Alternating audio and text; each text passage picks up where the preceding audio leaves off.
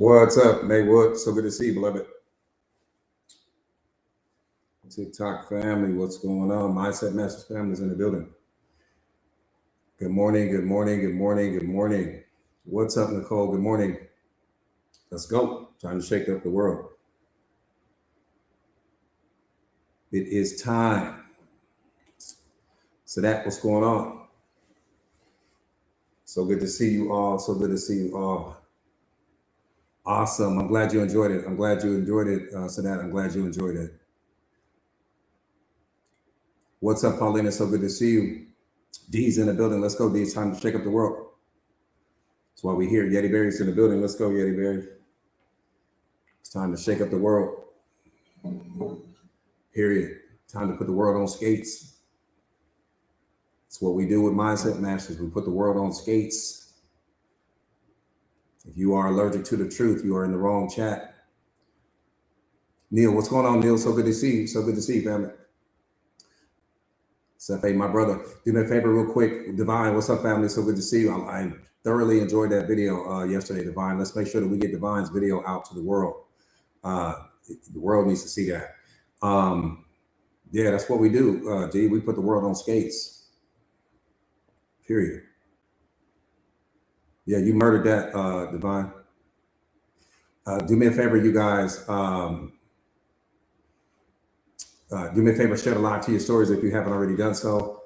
Share the live to your stories, please, if you haven't already done so. Share the live to your stories. And what's up, beloved? So good to see you. Share the live to your stories if you haven't already done so. Yeah, any questions that you guys have, I encourage you to send me a message inside of the Mindset Masters community. Any questions that you have, anything that you need me to expound upon, any advice that you need, send me a message inside of the Mindset Masters community. And the reason being is because I deep dive. My students will tell you that. Like, they might ask me a single question and I might give them an 8-minute response.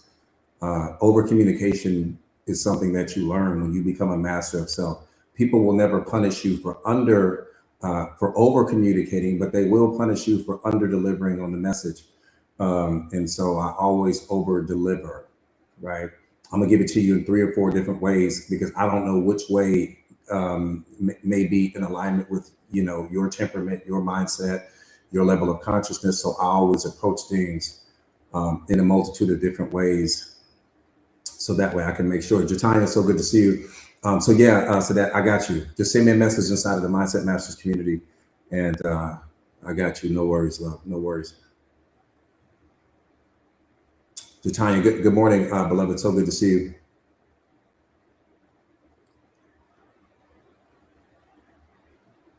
No, I don't at the moment. Unfortunately, I don't at the moment. Unfortunately, as far as the job opportunities. LG, what's going on, LG? Bobby Chris is in the building. What's up, JJ?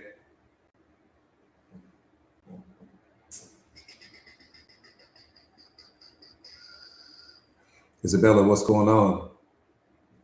Love you too, beloved.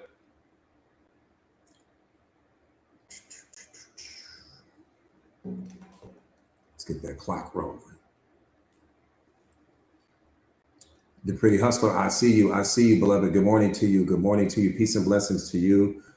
Peace and blessings to you. Gina, what's up, Gina?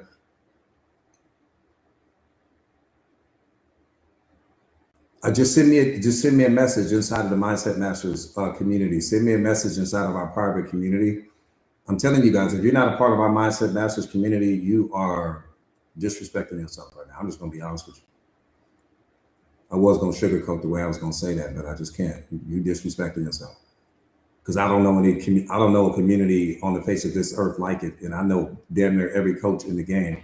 At least I know every coach that's making major moves in life.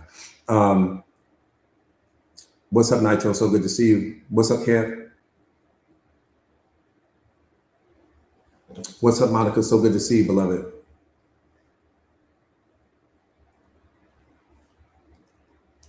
So good to see you. That's one of our day ones right there. Monica's one of our day ones. That's family, family, family, family, family. What's up, Dave? So good to see you. Another day one. Got them day ones coming back to back. What's up, Travis?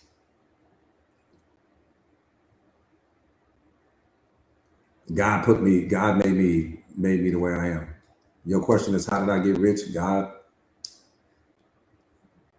what no other way? I don't know another way you can get rich.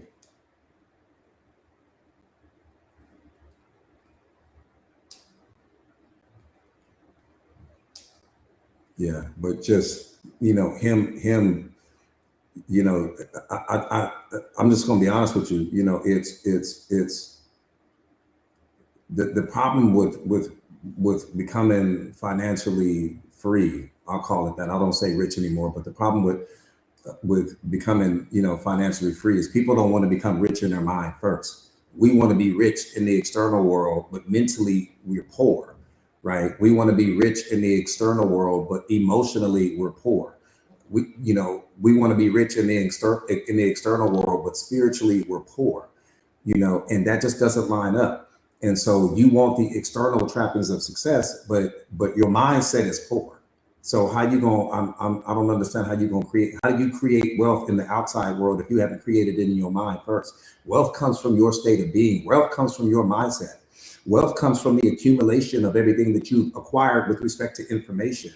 The information in your mind is whatever's in your bank account is a reflection of the information in your mind. Let me say it that way so I know you don't miss it. Whatever's in your pocket right now is a direct reflection of what's in your mind.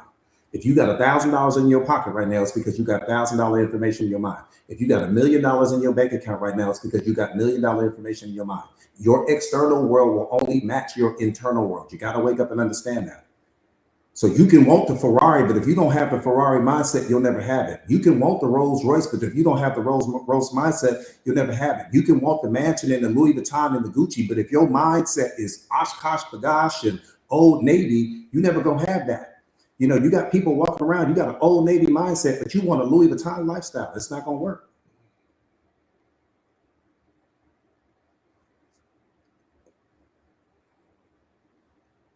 You walking around with a Banana Republic mindset, but you want a Gucci lifestyle. It's not going to work.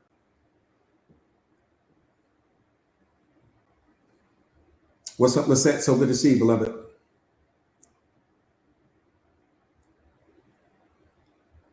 Join the Mindset Masters community. I keep telling you guys, you got to join the Mindset Masters community, man. You got to change your mindset. Everything starts with mindset. Monica, you know better than anybody. She's the queen of energy. She's the queen of it. You want to talk to anybody about changing your frequency? I'm telling you, you got people walking around. You got an Old Navy mindset, but you want a Louis Vuitton lifestyle. It doesn't work that way. You want the Ferrari, but you walking around with the Hyundai mindset. It just doesn't work that way. We want to look rich instead of being rich first. You got to be rich in your mind first because everything gets created twice. It gets created in your mind first, and then it gets created in the physical second. If I don't create it in my mind, how can I experience it in the physical when the physical is only a reflection of my mind? I don't know why people haven't figured that out yet. We just want it on the outside, but you don't have it on the inside. How you gonna get it on the outside if you don't have it on the inside first? That's like wanting to be a lawyer, but you ain't never went to law school before. Just make that make sense. Think about what I'm saying to you.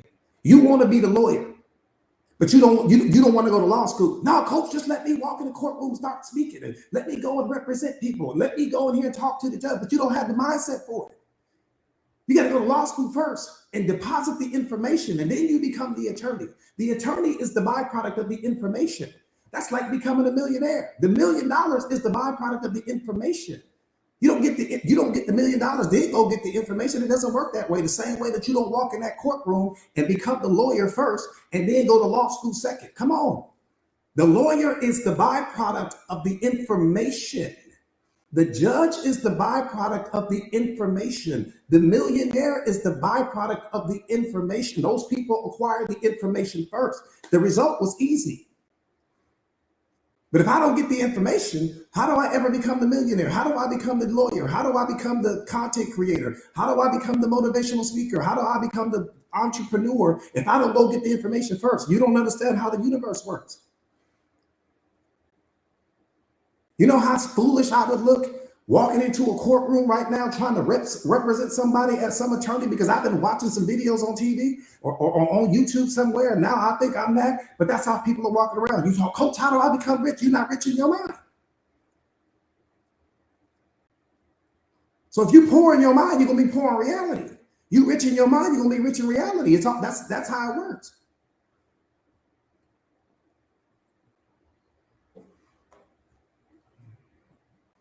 You don't understand how it works. That's the problem.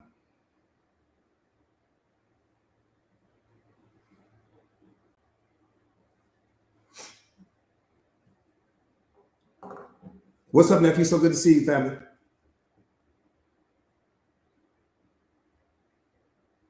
See, most people are ATM, and ATM is not a bad thing. All about the money. Most people are ATM. So when you walking around, you walking around with an ATM mindset. You all about the money, but you don't understand what took it. How did the ATM get built? You got to build the ATM in your mind first, and then you were able to experience it in your physical reality. But if you just all about the money, you're never going to become rich that way.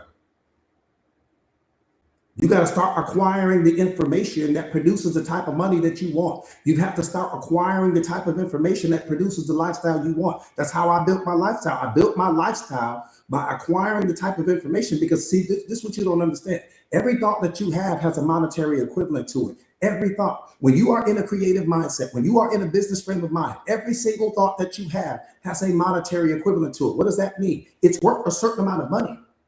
But you've got to make that thought materialize first. I've got to take it from thought format and transform that into some business. Every single person is a walking, talking. You are that walking, talking ATM machine. The ATM machine is at the bank is not the ATM machine that you need to be worried about. You need to be worried about the ATM machine in your mind. Because the universe is sending you certain thoughts. And when you get that thought, your job is to go and take that thought and transform that thought into a business. And then you can produce all the money you want. You can produce all of the fill in the blank that you want. But if you don't do that first, how you going to do it? You are the ATM machine. Damn the one at your bank. The one at your bank is not important. The one at your bank is the only reflection of the one in your mind. You focus on the wrong ATM machine. Every single thought that you have has a monetary equivalent to it. So when I receive that thought to become a content creator, to become a life coach, to become a CEO, to become fill in the blank, I'm gonna take that thought back. See, that's the problem. We're a microwave society now. Everybody wants everything instantly. We don't want to put in the work anymore.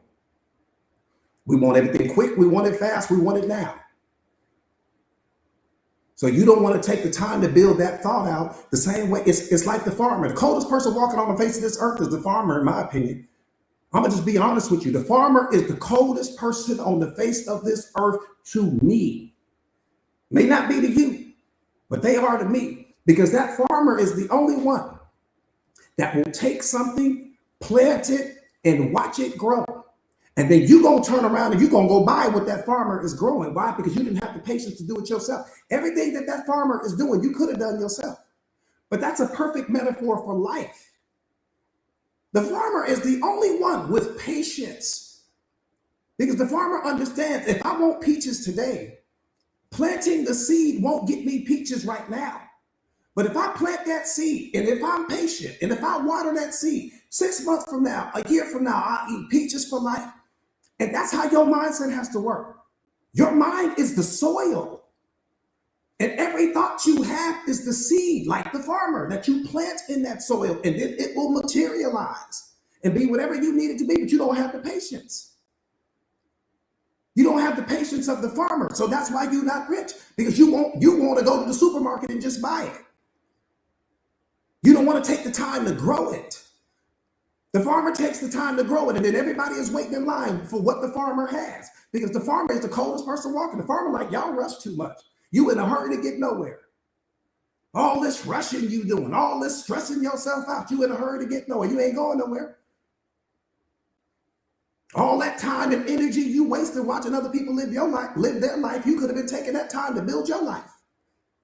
You spend more time watching other people live their lives than you do building your own. That's the problem. You're too busy watching. You got to become the farmer. I move like the farmer. You know how long it took to build this community. You know how long it took to build this brand. You know how long it took to write this book. You know how long it took to build that community, but everybody's eating now. All because I had the patience of the farmer, me and Coach Sonia. Everybody's eating now. Everybody's eating now. People eating all over the world. Why? Because we had the patience of the farmer. We ain't walking around with this microwave mentality. We didn't expect to just be on like that. We understood in the beginning, man, we're going to have to climb some mountains. And with nobody there, I'm talking about all them moments in the dark, all those moments when wasn't nobody clapping for us, all those moments when there wasn't nobody saying, good job, coach, and you changed my life. There was none of that going on. We sitting in the lab going in, being patient like the farmer, planting seeds. And now all of those seeds have materialized, and that's why you benefit right now. You're benefiting from our patience. You're benefiting from our discipline. You're benefiting from our focus. You're benefiting from our persistence. You're benefiting from our consistency. That's what you're benefiting from. So I'm not just telling you that, you seeing it right now.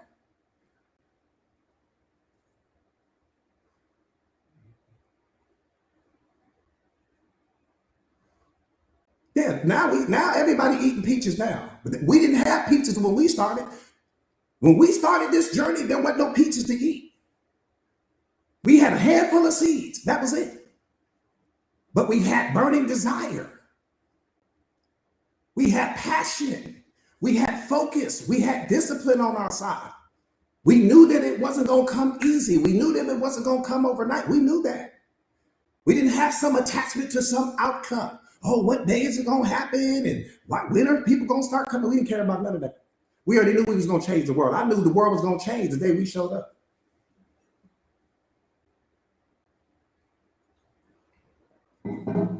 I'm telling you what God loved now, which is raw truth.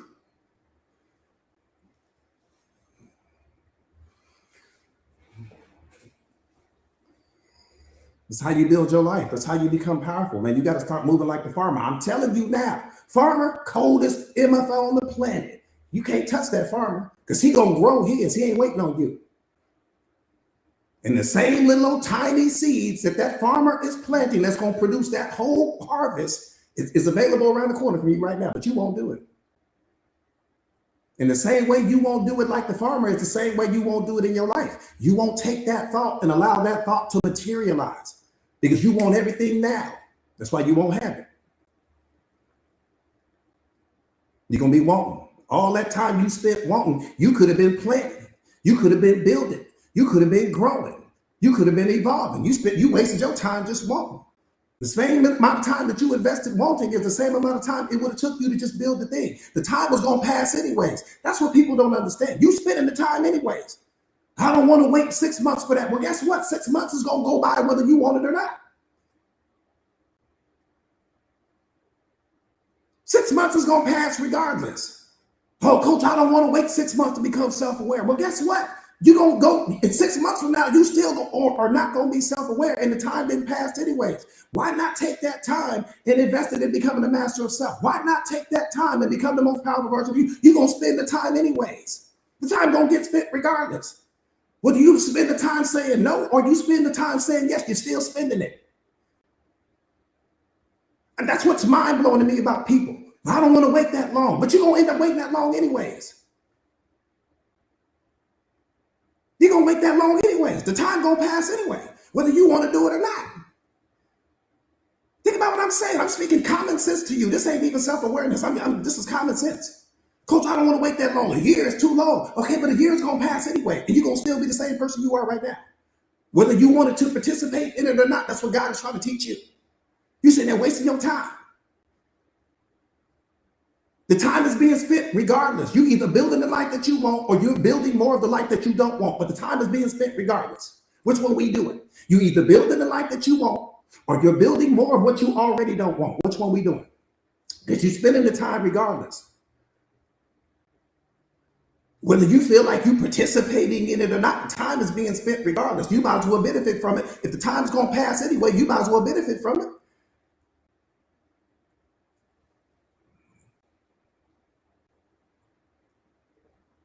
I don't want to take a whole year to write a book, but the year gonna pass anyway.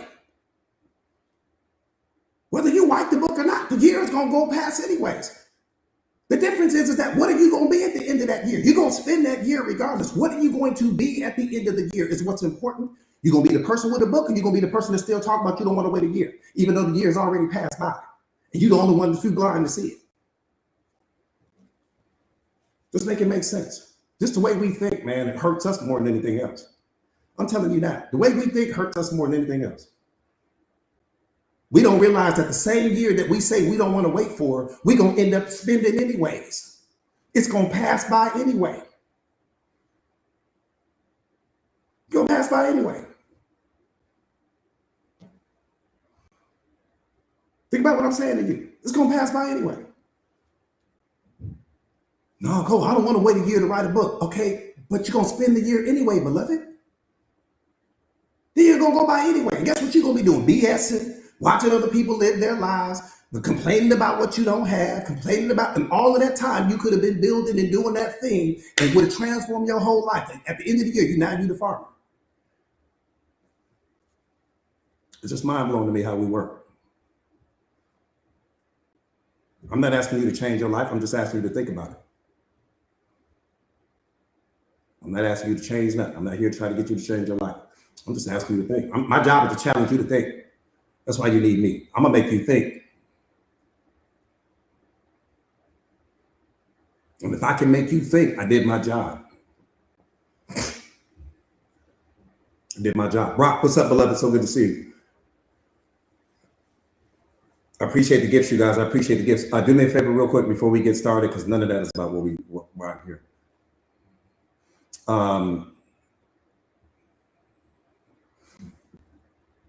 Let's do me a favor. Let's get the likes up. I love you too, beloved. Do me a favor and let's get the likes up, you guys, so that we can get the medicine out.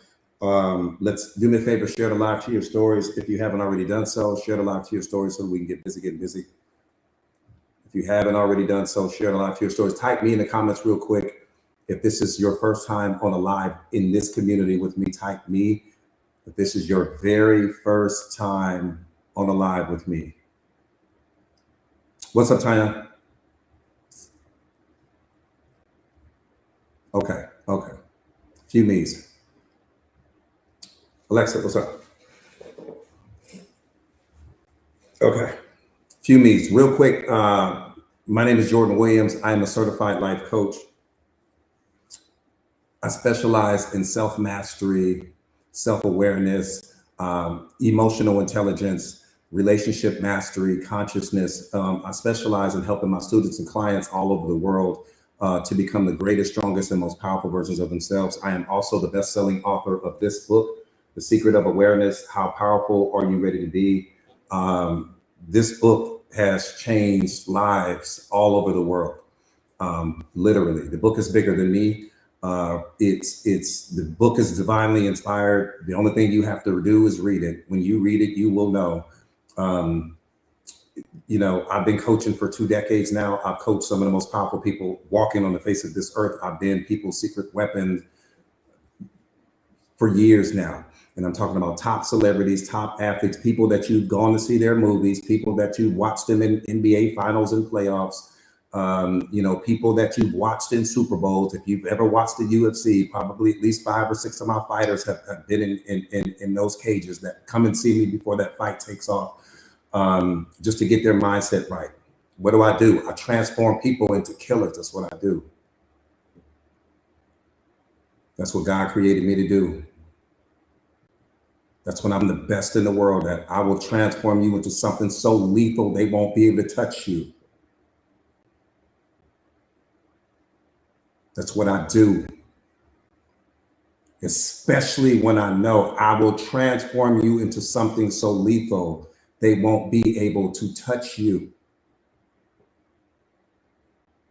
So when people come to see me, they come to get their mindset turned up.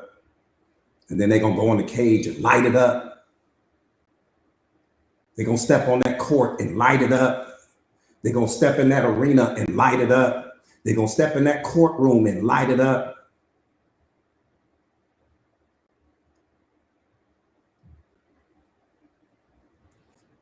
That's what I do. I'm a hunter. You got to understand that it's going to take a lot for you to beat me. And especially if I'm your coach, it's going to take a lot for them to beat you. It's going to take a lot. I don't know that person that's going to beat you after you didn't shadow box and coach with me. I don't know that person. Introduce me to that person. I need to see him. I don't give a damn who you name, historically speaking. I don't know that person. I'm handcrafted and handpicked and hand built and designed by God himself. I don't know who's going to touch me. I don't know who can touch my students. I just don't know. I don't know. And that's my belief and that's my mindset. I don't need you to believe that. Your belief is not important. And that's the number one thing that I try to teach my students. And that's the number one thing I teach my other people's belief in you is not important. Your belief is, because belief is the most powerful thing that you have access to, second only to love. Whatever you believe to be true about yourself is what's going to materialize in your life. But you better believe you the baddest thing walking. You better believe it. Because that means if you don't believe that you're the baddest thing walking, that can only let me know that you think someone else is. Now we really got a problem. If you don't think you're the baddest thing walking, that can only convince me and let me know that you think someone else is, that you think there's somebody else that might be a little bit better than you. We need to change that. That's problem number one. I don't give a damn what somebody has achieved. I don't give a damn what somebody has accomplished. Today's nobody can become tomorrow's somebody's, just like that. I don't want to hear about nobody else. Shouldn't be a single person written space in your mind except for you and God. Y'all two gonna change the world. If you would just believe, that's all it takes is belief. You don't need anything else but belief. Belief is the coldest thing there is. And love and belief are not the same. They don't even belong in the same conversation. Belief is the coldest thing you got. Not your partner, not your friends, not your family, not your job. Your belief in yourself is your superpower. It will transform you into something that people won't know what to do with you. When you truly believe in yourself, especially when you don't need other people to validate you anymore, especially when you're not chasing love anymore, especially when you're not looking for your happiness in someone else, man, you become the coldest thing moving.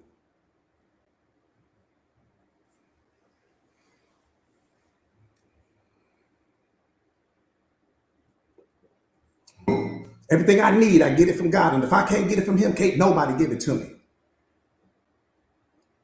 I need to say that to you again. I said, everything I need, I get it from God. And if I can't get it from him, can't nobody give it to me. Who gonna give it to me if he can't? Show me the human being that's gonna give me what he can't give me. Are you sitting here clinging to this person and attached to this person and chasing this person over here? Everything you chasing belong to him. You might as well go to the source. I said, everything you are chasing in life comes from him directly. I talk to the plug. I don't talk to the people that's chasing the plug. I talk to the plug himself daily.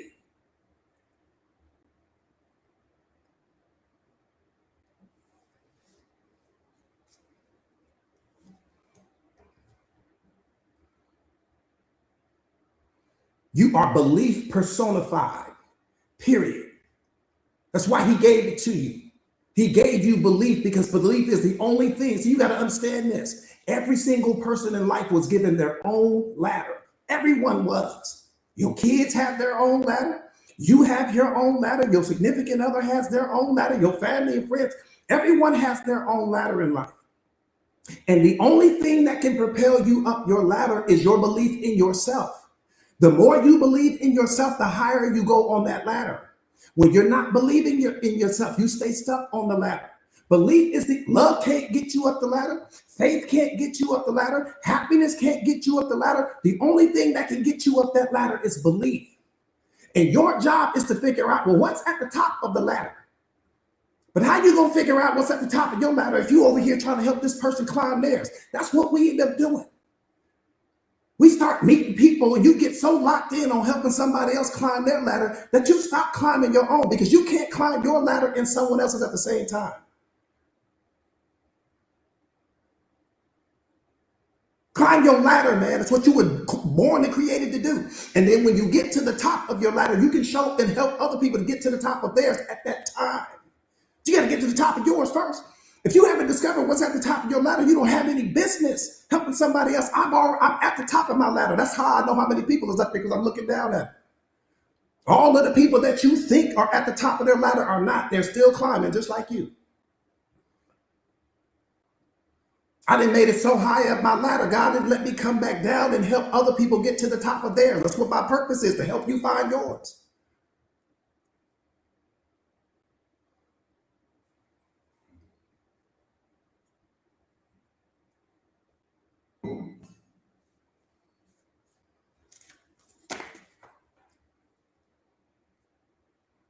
You got to believe in yourself.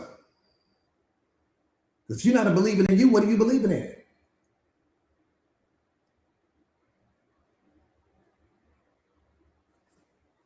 I'm just asking. If you're not believing in yourself full time, 24 hours, 7 days a week, then what are you believing in? Because you always believing. There's not a moment in your life where you're not believing. Not one.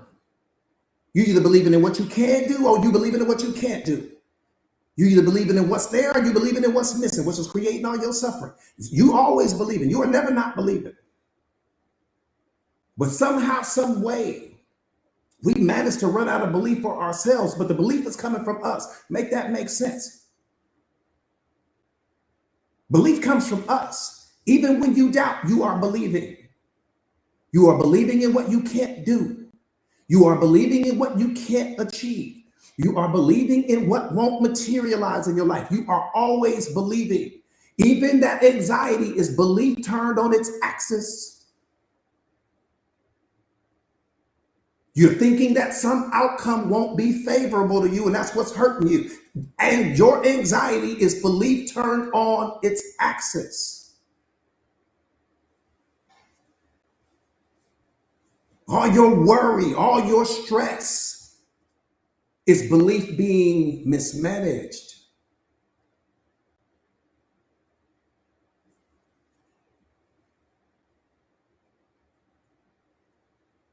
You got your beliefs working against you, not for you. I appreciate the gifts, beloved. Baddest thing on the planet is you. Period. Coldest thing God ever created was you. Bottom line. We need to know what your model, I need to know what your model can do. I've seen what Jay-Z's model can do. I've seen what Beyonce's model can do. I've seen what LeBron and Michael Jordan, Taylor Swift's model can do. What can your model do? Because if their model can achieve that level of greatness, what can your model achieve? That's the whole point. We need to find that out. And we need to keep our foot on the gas pedal until we discover what that is. I know what everybody else's model can do. I know what Jesus's model did. I know what Mohammed's model did. I know what Mother Teresa's model has done. I know what Dr. King's model has done. We need to figure out what your model can do. There's a unique purpose and reason that God created the model that is you. And he only needed one. Well, can we figure out what it can do before we start putting all these other people on pedestals in your mind?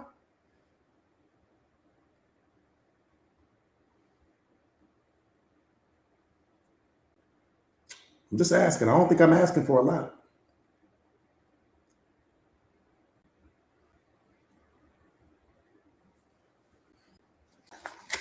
See, we've been programmed and conditioned to believe that it's selfish for you to focus on yourself. You really thought that.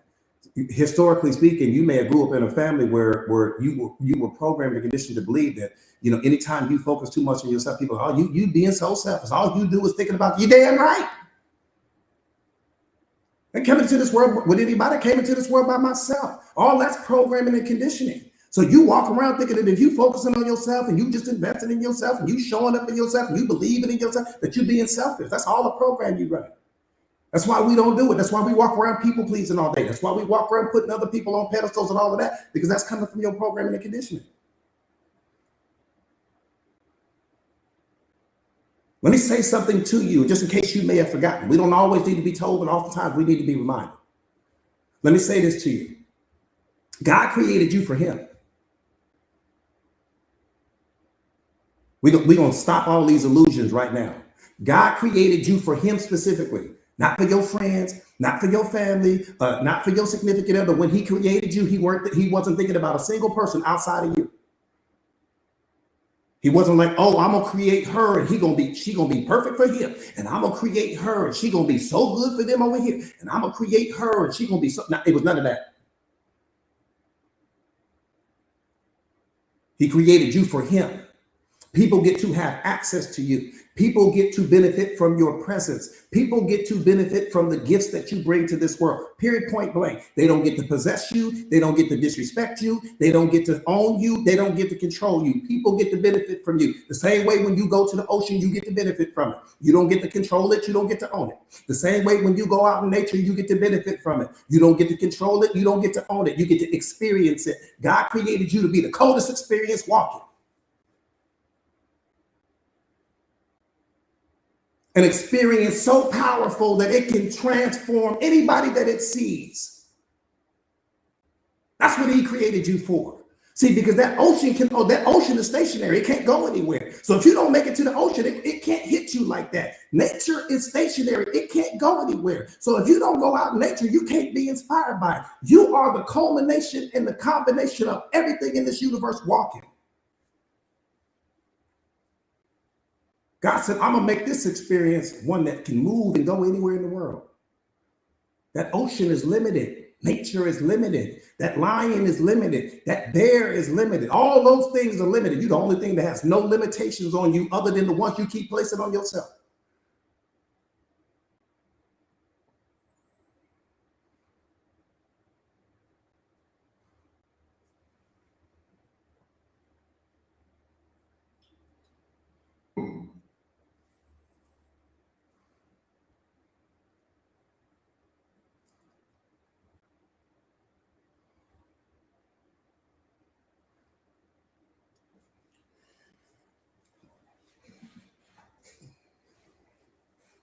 I don't know a limitation that you have. I don't know a single thing you can't do. Not one.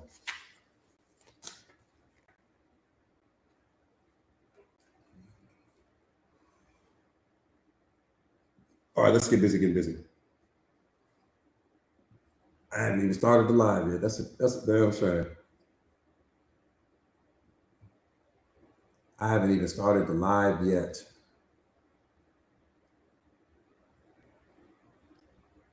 What's up, Anna? I appreciate that.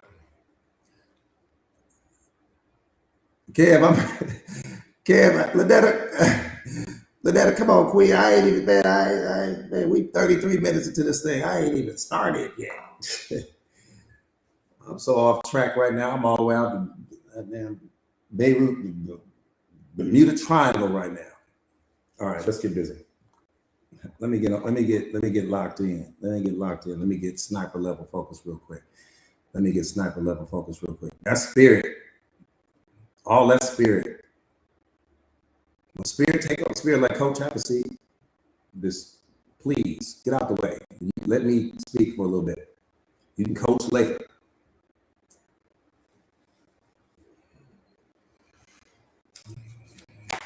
That part right there, Ava. What's up, beloved? Yep, sniper level focus. When spirit take over, spirit's like Coach have a seat. We ain't got time for all that coaching right now. We need to have a real conversation. This is a fireside chat right now. That part right there, Lynette, you gotta let that lion out the cage. Lion is unlocked now. Let that lion loose. Let me ask you a question.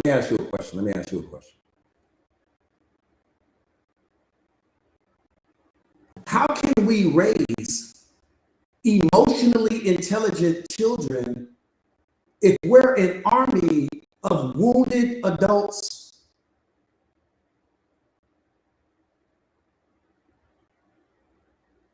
I just want you to think about that for a moment. I'm not asking you to do anything. Just think about what I'm saying to you. How can we raise emotionally intelligent children if we're an army of wounded adults? How are we going to do it?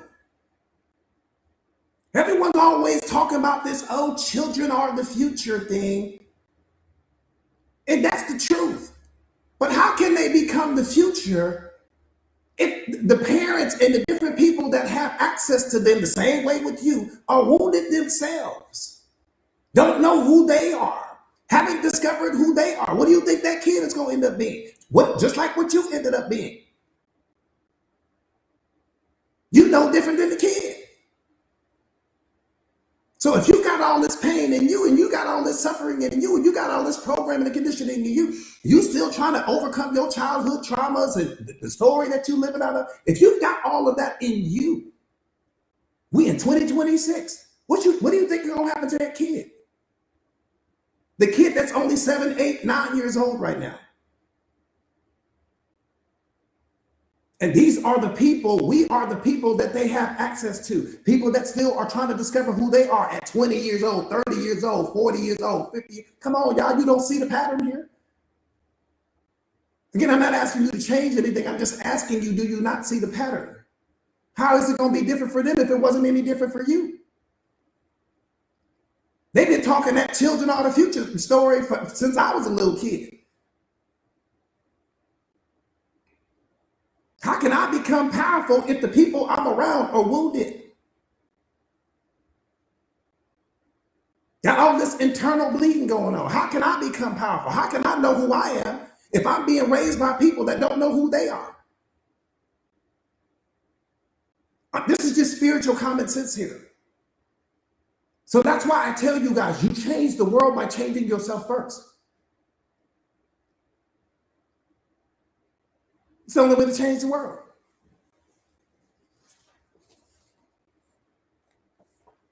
And that's why I appreciate Anna. That's why I love her. She had her baby girl sitting down in a video, reading a book on self-awareness to the world. She's putting a stop to it right then and there. Now, she may not have reaped the benefits of that, but her baby won't suffer. And if her baby, for as young as she is already learning what self-awareness, what you think gonna happen when she's 16 years old? They ain't gonna be able to touch her. When she's 21, they ain't gonna be able to touch her. That's how we change the world. Not through buying our kids PlayStations and buying them Xboxes because you don't want to deal with them. No, you got to give them self-awareness, so you're not giving them anything. We sitting there rewarding them for going and getting straight A's. Some of you guys got straight A's, and that didn't benefit your life, not your emotional life, not your spiritual life. That may have put you in a position to make a few more dollars, but that it's not going to cure your depression. It's not going to heal you. If you're going to reward your kids with some gift for them getting good grades, have them sit down and read a book on emotional intelligence. Have them sit down, pay them for that. Then giving them money for the A's, give them money when they pass that emotional intelligence test that you put them through, or that self-awareness test that you put them through. Give them, that's going to benefit them. That's going to change their whole life. Give your kid $10 or $20 to sit down and read a book to you on self-awareness and then to write a book report on it. Kids love attention. And at the time, they may not fully understand what's going on, but the medicine is getting inside of them, you guys. They're getting the medicine. And let me tell you what's going to happen. When they get to 20 years old or 30 years old, you're going to be sitting on the, I'm going to tell you what's going to happen to you. You're going to be sitting on your porch somewhere, sitting out on your couch somewhere, just minding your business. And your kid is going to come back home. Or your favorite niece or nephew is going to come home. And they're going to thank you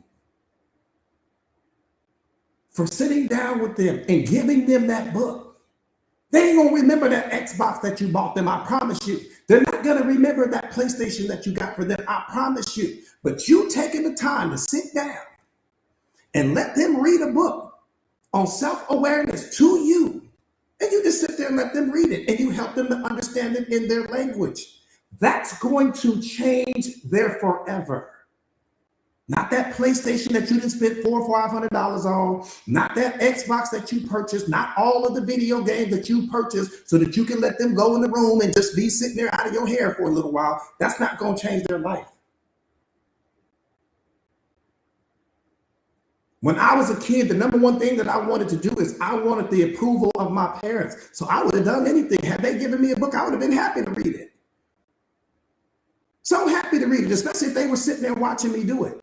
That's what I'm saying. That's how we change the world. Just watch that video from Anna if you don't know what I'm talking about, and you'll fully understand. She's changing her daughter's life.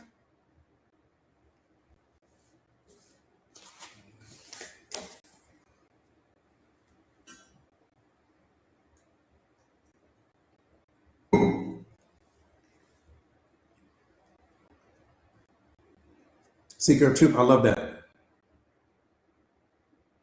They so happy, and they're gonna take to it like a fish to water. I'm telling you, they are the awareness. They're gonna take to it like a fish to water.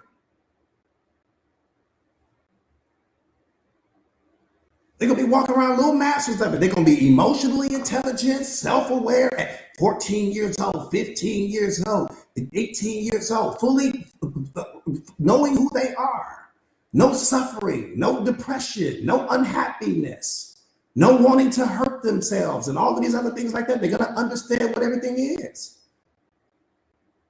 If you're going to reward them with something, reward them with that.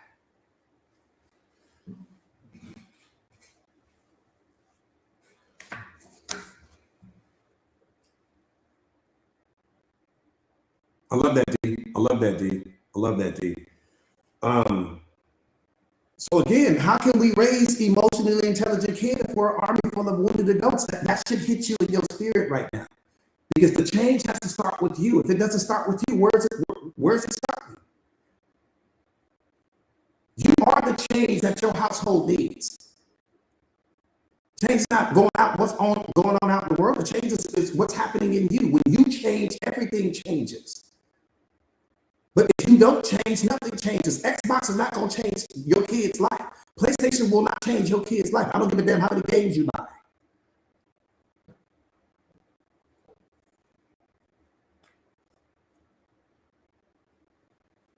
And here's what I need you to understand about you. You are not broken. No matter how many people may have told you that you are. You are not broken. You just were never taught how reality works. You were never taught how you work. That's it. That's it. You were taught that to change your life, you needed to change your circumstances. But life does not respond to effort. It responds to your state of consciousness. Your inner state of being is what determines your outer world. Real change happens when the origin changes. If the origin doesn't change, nothing in the external world changes. When your perception shifts, life reorganizes automatically. Automatic. The moment your perception has shifted, everything outside of you shifts to match your perception. All of your reactions are learned behaviors. And what was learned can be unlearned. Think about what I'm saying to you. Every reaction in you right now, you adopted. You didn't come into the world with those reactions. You borrowed them from the people that were closest to you. Let me qualify it in case you're struggling with that right now. Let's say you're driving down the street with your mom or with your dad, right? You're driving down the street with your mom and your dad. Let's say you're on the freeway. And somebody cut your mom off or cut your dad off, and they had to slam on the brakes. And when they slammed on the brakes, your parent may have hit that steering wheel and start cursing and all those other things like that. And you, as a little kid, you over here in the passenger seat, you just watching them. And so you got programmed that anytime somebody cuts you off in traffic or anytime something like that happens, when you got to slam on the brakes, this is how you react to that.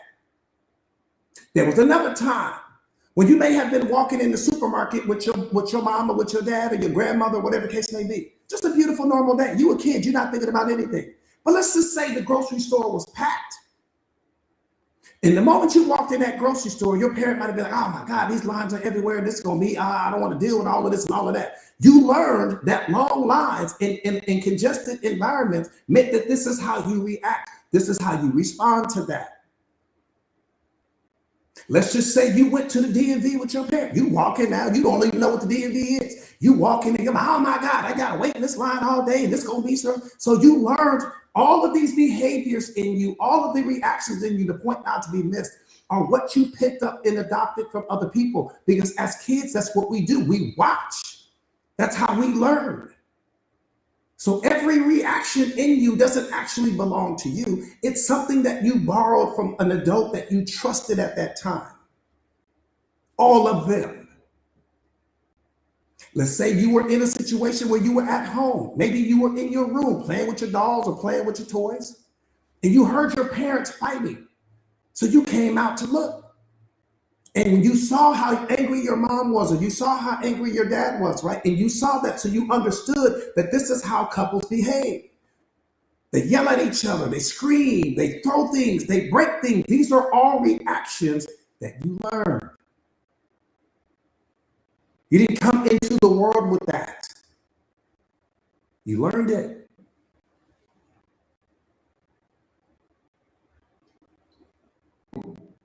So self-awareness is trying to teach you how to unlearn what doesn't belong to you, what never belonged to you.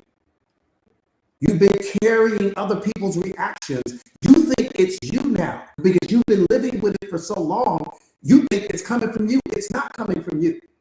Every reaction in you is coming from something you witnessed someone else see when they were in a similar situation to the one you've been in. Had you been around emotionally intelligent people, had you been around self-aware people, they would have reacted differently, which means that you would have reacted differently. Am I making sense?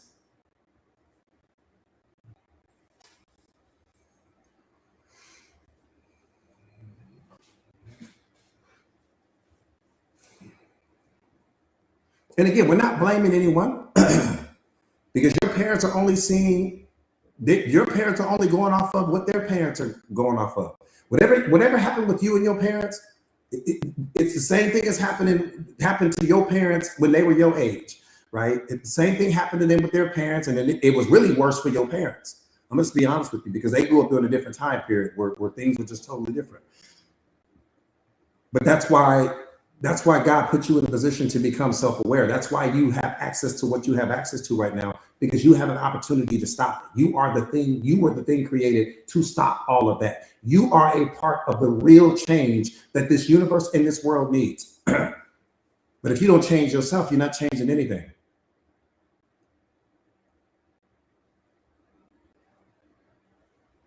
We've been programmed and conditioned to only focus on changing our external. So you change your hair, you change your body, and you change where you live, and you change this and that. And yes, that is change, but that's not the type of change that this world needs.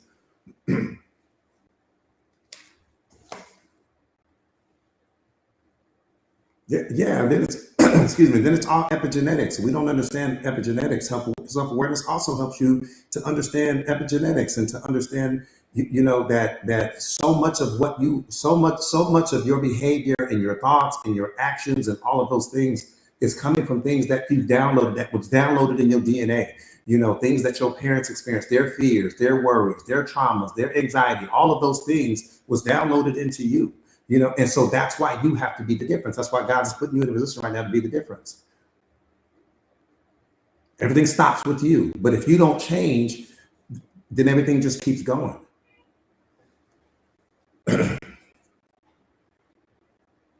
So one more time, what was learned can be unlearned. That's the bottom line. That's the whole focus right now. What was once learned can be unlearned. It's all rehearsed, D. It's all rehearsed, brother.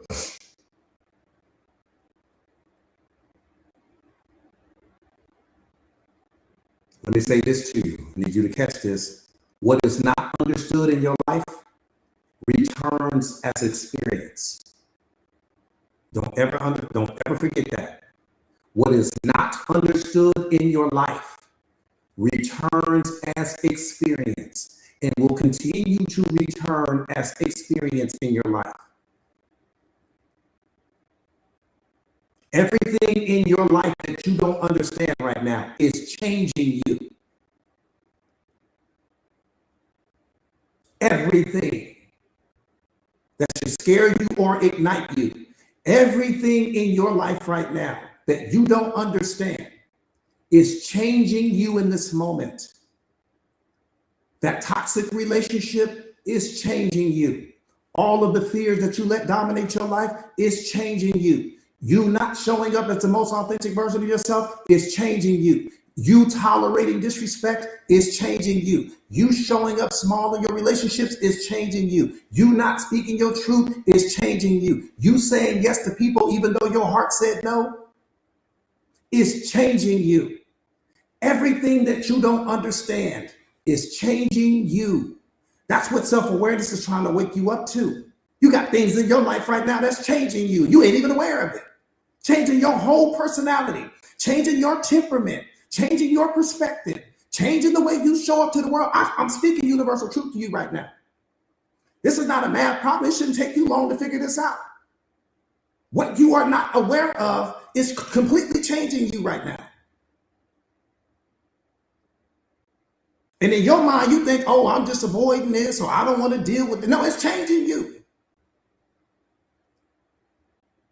Everything that you don't understand is changing you. Everything that has you confused is changing you. Everything that has you worried is changing you. Everything that has you stressed out is changing you. What do we talk about stress? Stress is the gap between reality and your expectation of it. That gap between the two is called stress.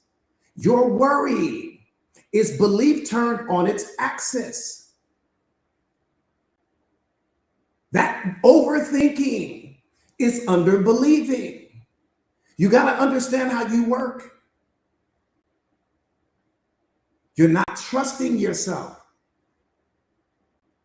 You take the shot. Don't give a damn how many times you miss it. But you take the shot. All that energy that you wasted overthinking is only confusing you. You're not trusting yourself. You are under believing. Take the damn shot. Stop trying to be perfect. That's the problem. You want everybody to think you're this little perfect little being. You never make mistakes. That's not even reality. People respect the people that have fallen on their face and gotten back up. That's who we fall in love with, not the person that has it all together. I don't even want to hang out with the person that has it all together. I don't even want to hang out with you. But that's how we try to present ourselves to the world. Like we don't make mistakes and that we have it all together. Take the damn shot. And if you miss the shot, you're going to learn more from taking the shot than you would have had you never taken the shot to begin with. Just take the shot, man. So what if you miss? Learn from the mistake. We learn, grow, and evolve. That's it. Learn, grow, and evolve. That's it. Learn, grow, and evolve. That's all we do. That's what you were created to do. And then I won't make that mistake next time. I learned what didn't work. That's all I did. I didn't fail. I just learned what didn't work. Never failed in your life. You just learned what didn't work.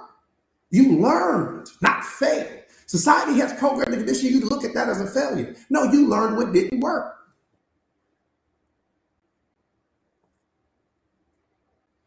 How's that a failure?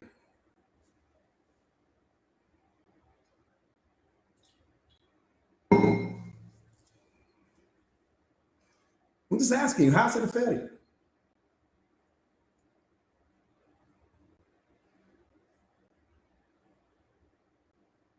We're looking at life through the wrong filter. Think about that baby. Think about the baby for just a second. When that baby is first learning how to walk, it's falling all over the place. But you as the fully grown adult, just watching the baby, you don't say that the baby is failing. You don't say that the baby is making mistakes. You don't say that the baby is growing up because you understand that the baby is learning. Every time that baby falls, that baby is learning. It's getting stronger by the second. With every fall, it's getting stronger. But you don't categorize that as a mistake. Okay, freeze that thought. God is looking at you the same way. He's looking at you the same way you look at that baby. He understands that you're doing life for the very first time. That baby is learning to walk for the very first time. So you give that baby grace, but you don't give yourself that same grace. You're doing life for the very first time. So God is looking at you and he's expecting you to fail. He's expecting you to make mistakes. He's expecting you to not get it right. He's expecting you to come up short because that's how you learn. The same way with the baby. That's how the baby learns. But you didn't let society program and trick you into believing that all these things that you're doing, you failing and you making mistakes and you this and you're that. No, you're learning, beloved. That's how he's looking at you. He's saying, look at my baby is learning. The same way when you look at a real baby. You smile, you laugh when they fall. Because you understand at one point in time, they're going to be running. At some point in time, they may be in the Olympics. We don't know what this baby is going to end up being. But you give the baby so much grace. Give yourself that same grace, man. You're doing life for the first time. You're going to fail. You're going to make some mistakes. You're going to scratch your knees up and elbows and different things like that. But all of those things are helping you to become better, stronger, smarter, faster. Give yourself the same grace you give that baby. Same. The same way that baby is learning to walk for the very first time, you are doing life for the very first time. And what you're doing is infinitely more complicated than what that baby is learning how to do. Because you're doing life. The baby's just learning how to walk. But as difficult as it is for that baby, it can oftentimes be as difficult for us. Because there's no blueprint for it. We don't give the baby a blueprint. There's no map for that baby, the same way that you didn't get one. So you're doing great. Celebrate yourself right now. You're doing great.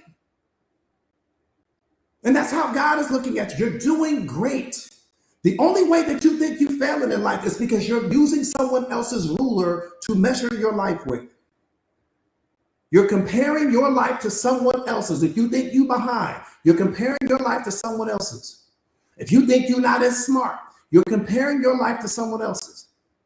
That's what you're doing. You're creating your own suffering, is what I'm trying to get you to understand.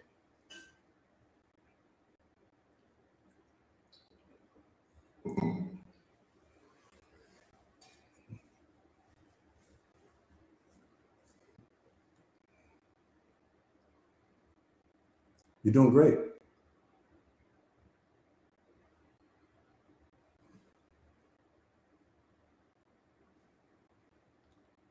That part right there, beloved, the mountain is you. The set, love you too, beloved. The mountain is you. Everything is fine. You're fine. You're fine. You're only fine when you compare yourself, when you measure yourself to someone else's standards. Then you're not fine. You'll never be fine. You'll never measure up to someone else's ruler. You got to stop measuring yourself. Stop comparing your life and where you are in life to other people. It doesn't matter where they are. It doesn't matter what's happening with them. You're not them.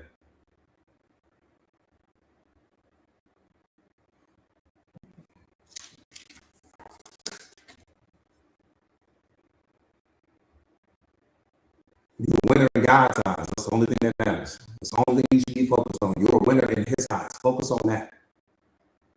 Draw your strength from that.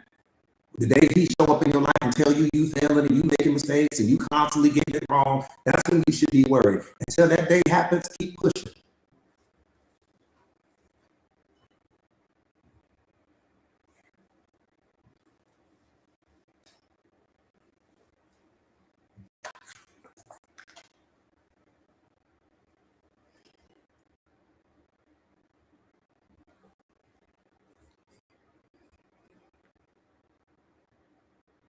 Let me say something to you. Your circumstances follow your state of being, but they never create your state of being. That's so important for you to understand. Your current circumstances follow your internal state of being, but your circumstances don't have the power to create your internal state of being because they're neutral. But in your mind, you think you feel the way you feel because of what's happening outside of you, and you don't. You feel the way you feel because the story that you keep telling yourself about what's happening outside of you. What's happening in your external world, no matter how bad you may think your circumstances are, they don't have the power to create how you feel, to determine how you feel. Your circumstances follow your internal state of being. If you're happy internally, it's going to follow that. If you're sad internally, it's going to reflect that. If you're confused internally, it's going to reflect that. Reality is just your mirror. It's only going to reflect whatever your internal state of being is at that time. But it will not create your internal state of being, no matter how bad it may be for you right now. Stop trying to change the world outside of you and change yourself. When you change you, the world, everything you see changes. The day you change you, everything you see changes.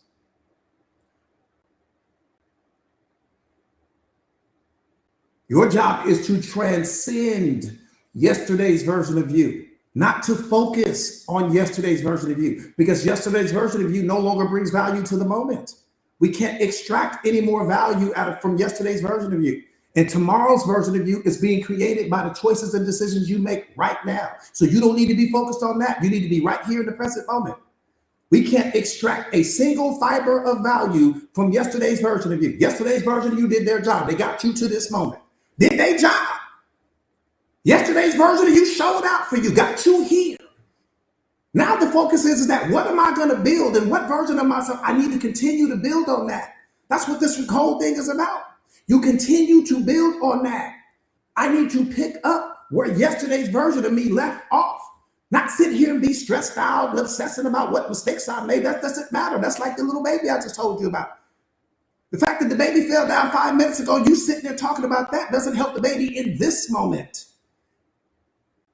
It's what we doing. We living life in reverse. You driving down the freeway looking in the rearview mirror. The rearview mirror is not important. What's coming is what's important. What's coming is infinitely more important than what's behind you. Infinitely more important. The step you are standing on is infinitely more important than every step it took you to get there. You worried about the step behind you. Damn, the step behind you. The one you standing on is the one that's the most important. And the one you're getting ready to take next. That's where you live.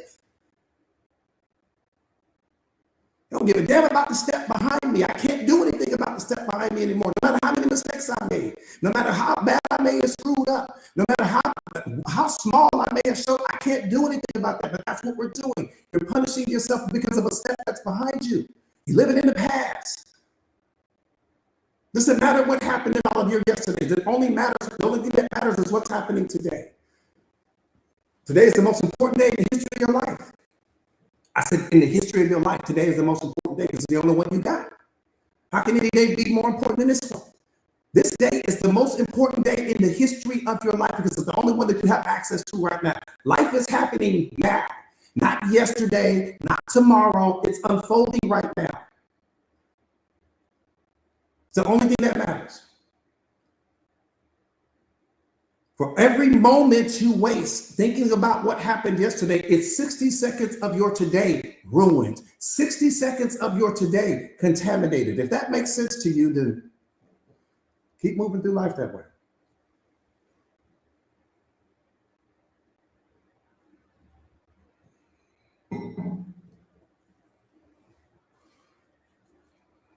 Yeah, see, you at war with your own mind. We don't understand that.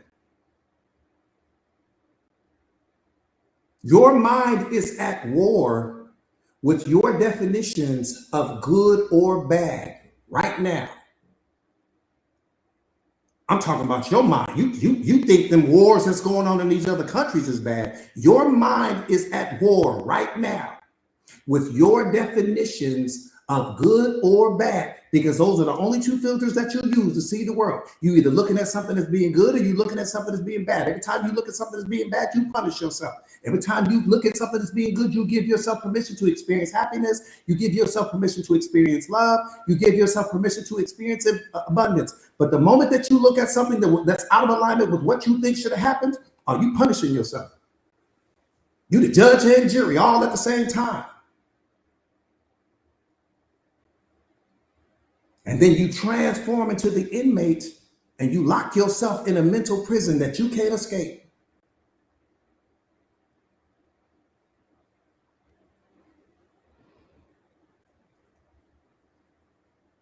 That's how you're doing it. I took good or bad out of my mindset. Good or bad doesn't exist in my mind because it doesn't exist in reality. Tell me what street good lives on. Tell me what street bad lives on. I give you $1 million right now if you can take me to where good lives. I give you $1 million right now if you can take me to where bad is. If you can't take me there, it's because they don't exist. That's what hurts us the most. Your definitions are hurting you. Reality is just what is. You give reality existence. You give it significance. You give reality everything. Reality gets its power from you, not the other way around. You are what makes reality powerful because you define it.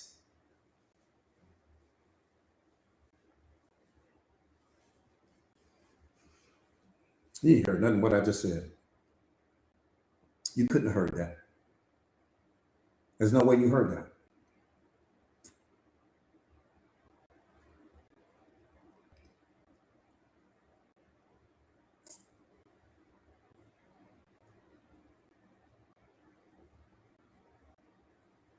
Think about what I'm saying, beloved. You define it. That's how powerful you are. That's how you know you the divine. You define reality itself. It does not define you. You define your circumstances. They don't define you. You give a definition to every single person that's in your life. And then whatever that definition is that you give to that person, you unlock the feeling in you. If that don't qualify the fact that you're the divine, I don't know what will, man. I don't know what will. We can sit here and talk for 50 years straight. I don't know what will. You got to get it in your mind and understand that. You are the divine in human form. You give reality significance. Reality doesn't give you significance. You give life significance, beloved. Significance comes from you. Special comes from you. Amazing comes from you. Beautiful comes from you. Beauty doesn't live in reality. Beauty comes from the arrangement of your mind. When you walk up and you look at that person, your mind starts to take all of these images that you've been programmed and conditioned to see, and it projects that onto that person. And you either say that person is beautiful or you say that person is unattractive. But beauty lives in the arrangement of your mind, not in my mind, because what you call, let me qualify that just in case you're struggling. What you call beautiful, I may call ugly. I may call unattractive. I'm gonna tell you what happened to you, and I wasn't even there. You were somewhere with your friend. Y'all might have been at a party. You may have been at a bar, at the barbecue somewhere, and one of your friends saw someone that they thought was so attractive. And then you looked at the person and you was like, all right. That's what you thought. Why didn't you think what they thought? Why didn't you feel what they felt in that moment? Because your friend is what gave that person beauty. They are what gave that person significance. But your mind doesn't work or operate like theirs. You have unique programming and conditioning. So when you looked at the person, you were like, because beauty it comes from the arrangement of your mind. The arrangement of your mind is what creates everything you see. So you might look at that Ferrari and say it's beautiful. Your friend might say it's ugly. You might look at a particular color and say, oh my God, that's the prettiest color. Somebody else may say it's ugly. Everything is predicated on the arrangement of your mind. You give everything significance, which means that all of the problems in your life are coming from the arrangement of your mind. Everything that you call a problem is coming from the way that your mind is currently arranged. Everything that you call beautiful is coming from the arrangement of your mind. Everything that you say smells good. I can tell you another situation. I wasn't even there. This is what happened to you. You maybe in a Macy's or in a Dillard's or in a Neiman Marcus. You smelled some fragrance, handed it to your friend. You thought it was the best thing in the world. But they didn't think that. No, it was okay for them. Well, why was it all amazing for you and just okay for them? The arrangement of your mind. The arrangement of your mind controls everything you see. This is why you are the architect of it. You got to constantly keep building it. As you build it, the arrangement becomes more powerful, and then your perception of things become more powerful, and then you transcend to such a degree to where you don't call things problems anymore. You understand that everything is just a situation that needs to be dealt with. That flat tire is a situation that needs to be dealt with. Your toxic relationship is a situation that needs to be dealt with. That job that you complain about is a situation that needs to be dealt with. Whatever's going on in your home is a situation that needs to be dealt with. The fact that your washer and dryer keeps falling out, it's just a situation. You stop calling things problems. which is lowering your vibrational frequency. And you understand that everything is just a situation that needs to be, you the divine. Everything is a situation that needs to be dealt with. That's how God is looking at this world. It's a situation that needs to be dealt with. Period.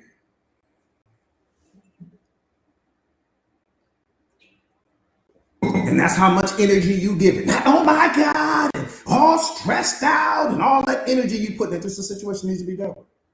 The toxic relationship, I need to deal with that. That disrespect, I need to deal with that. That verbal abuse, I need to deal with that. This person is trying to give me less than I deserve, I need to, that's all the energy it's going to get. Because I give it significance. I need to deal with that. Something I need to deal with. That's it. Not all that stress. I don't need to take medication. I don't need to go talk to the therapist. I don't need my relationship jump started. I need to see reality as it is, not through my hope strategies, not through my it should be's, not through any of that. I need to see reality as it is. I need to stop pretending. I need to stop putting people on these pedestals, and I need to look at what's really happening in my life. And with that energy right there, I need to deal with that. And I'm going to deal with it. But I'm not going to label it as a problem. I'm not going to make it all complicated in my mind. I'm in control here. I need to deal with that. And I will. And then you take action. Whatever it is you need to do in that moment, take action.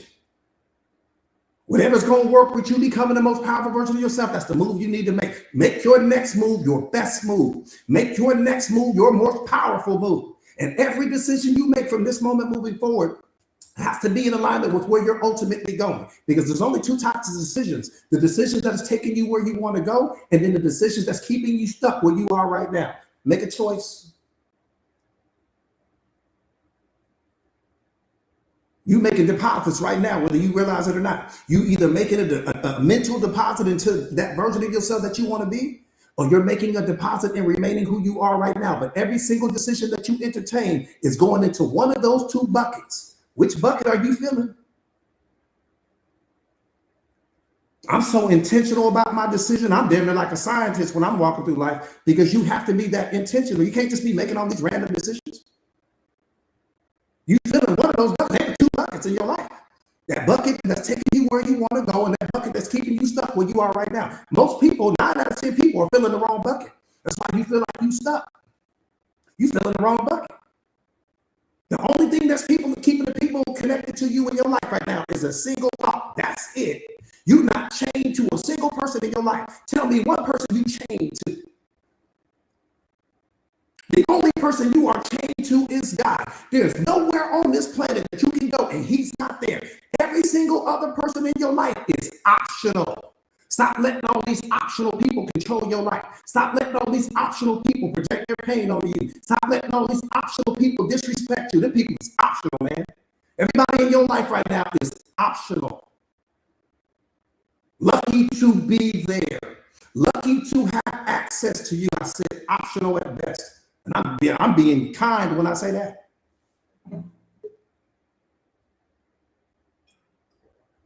The only primary in your life is you.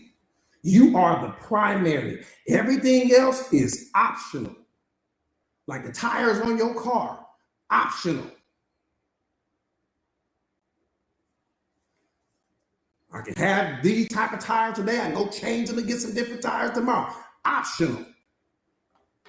We got all these optional people controlling your life, and optional people disrespecting you, and optional people verbally abusing you, and optional people giving you less than you deserve. That's because you don't know your value.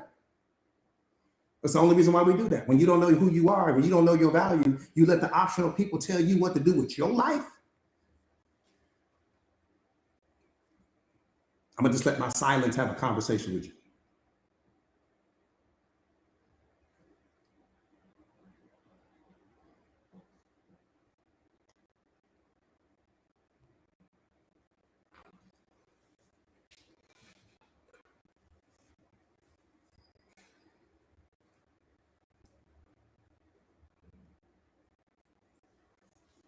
Anna, hug that baby girl. I'm talking about to Anna in the Mindset Masters family. Hug that baby girl. Hug that baby girl. Tell her that I love her, tell her that I am so proud of her. Hug that baby and keep her reading, keep her reading, keep her reading, mama, keep her reading, keep her growing, keep her creating and making content. Let that be her new hobby. Let that be her new thing.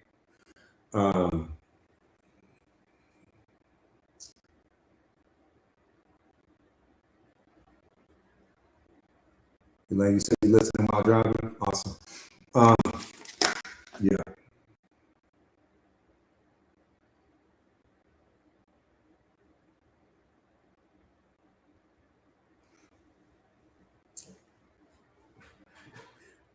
What you are unaware of is running on autopilot in your life right now. That's dangerous. What you are unaware of is running on autopilot right now in your life. That's why self-awareness is so important. You got some things in your life right now that's running on autopilot that you may be blind to. All that disrespect, it's running on autopilot. Ain't nobody driving that. That verbal abuse, it's running on autopilot. You having to show up small, those things are running on autopilot. These are new programs that's running in your life. Should only be one program that's running in your life: strength. That's it. I got one gear: wake up strong, and then to focus on everything that's making me weak. If there's anything that's making me weak, I got to eliminate that now. I can't claim to love myself and love what's hurting me at the same time. That just doesn't make sense.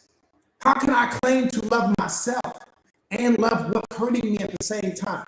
How can I claim to love myself and cling to what's hurting me at the same time? Somebody lying here.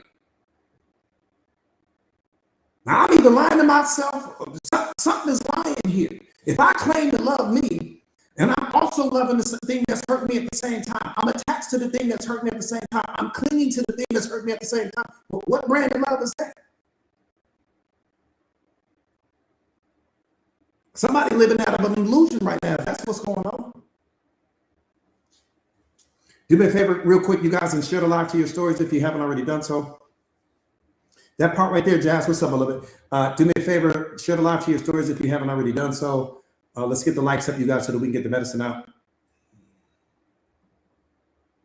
That part right there, coach. I ain't never heard of that brand of love before. Never before in life.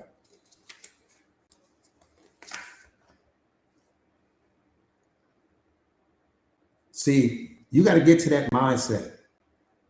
I appreciate that. I appreciate that. You got to get to that mindset. I need me. That has to be your mindset. I need me. I need me before I need anything else. I need me. I need a fully healed me. I need a strong me. I need the unconditional love version of me. I need that self-aware version of me. I need the emotionally intelligent version of me. I need me because I will be here. I am the longest running relationship in my life for sure. Put God aside. I am my longest running relationship. No relationship is more important than the one I have with myself. No relationship. I need me. And I don't need me showing up small. I don't need me shrinking in the moment. I don't need me not living out of my authenticity. I don't need me transforming into some lesser version of myself so that I can hang on to some person. I need me. I need the version of me that God created me to be. I need that first. And then I can start adding people to my happiness. And then I can start adding people to the unconditional love. And then I can start adding people to my peace. But we're not moving through life that way. We're trying to find our peace in other people and find our happiness in other people. You seeking love outside of yourself. You haven't found you yet. You need you before you need another human being. You need you first. Because how do you know what you value if you haven't discovered yourself? How do you know what you truly need if you haven't discovered yourself? How do you really know what makes you happy if you're not operating from your authenticity? We know what makes the character happy. Other people is what makes the character in you happy. It's what makes your ego happy. But that's not who you are.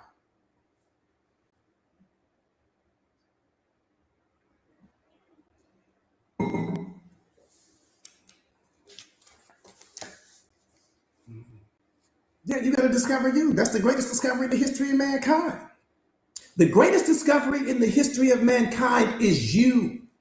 Not what's on Mount Everest, not what somebody pulled out of the ground, not what someone found in some cave. The greatest human discovery on the face of this earth is the day you discover who you really are, the version of yourself that God created you to be. That's going to be the most powerful day of your life, I promise you.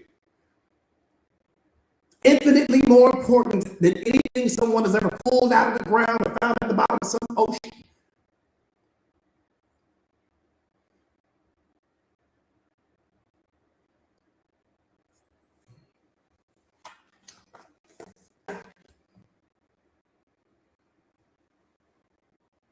I'm telling you, it's going to be the greatest. That's the greatest discovery, and it's the greatest gift that you can give this planet. The greatest gift that you can give this planet is a fully healed version of yourself. That coldest thing moving.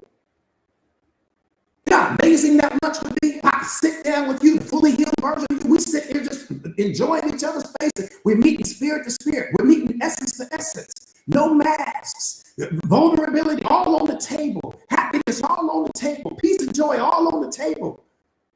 No clinging, no attachments, no projecting pain onto each other, no any of that. I don't need anything from you and you don't need anything from me. So the relationship is synergistic. You know how powerful that is? Versus you needing me to transform into some character in your life. You need me to play some role so that you can be happy. You need me to play some role so that you aren't lonely and sit in the house and binge watching Netflix all day. That's the weakest version of you. That's not the most powerful version of you.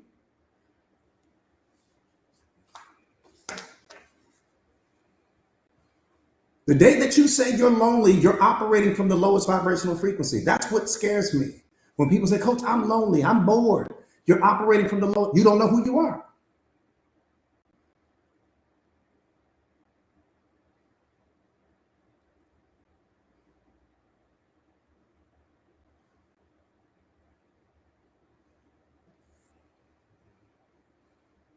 That part right there, nephew. Because you can be in a room full of people and be lonely. You can be sitting on the couch. The worst loneliness in the world is when you sitting just inches away from somebody, but you feel like you're all by yourself. You got people in a marriage right now, lonely as hell. I'm talking about a full-blown marriage, waking up every single day next to some person. Lonely. See, loneliness is not cured by human company. It's not how you cure your loneliness. Loneliness can only be cured by you waking up. It's the only way. Literally, you can literally be at a party and feel all alone. You can be sitting on the couch watching a movie with someone and feel all alone. Loneliness is a thought that you give yourself when you don't know who you are. Loneliness is just a thought that you continuously entertain when you haven't discovered who you are. The same thing with security. Security doesn't come from the people that are in close proximity to you. Security comes from the way that you define the people that are in close proximity to you. Security is a feeling that you give yourself. You're not more secure because the people are around you. You're more secure because of the definition that you give to the people that are all around you, because you don't know what those people are going to do. Think about what I'm saying to you. It's the same thing with loyalty. Loyalty is a story that you tell yourself. Security is a story that you tell yourself. Loneliness is a story that you tell yourself. You are a master storyteller. And every time you tell yourself a story about some aspect of your life, you unlock the feeling of security, of loneliness, of this person's loyal to me, this person loves me, until reality catches up with you. And when reality doesn't match the story that you tell yourself, that's when you punish yourself. So this whole time you thinking that person is loyal. And then reality hits and you find out that they've been disloyal, and then you punish yourself. This person over here gives you security. And then reality kicks in and you find out that this person has a life outside of the one that you've been building with them. Where'd that security go?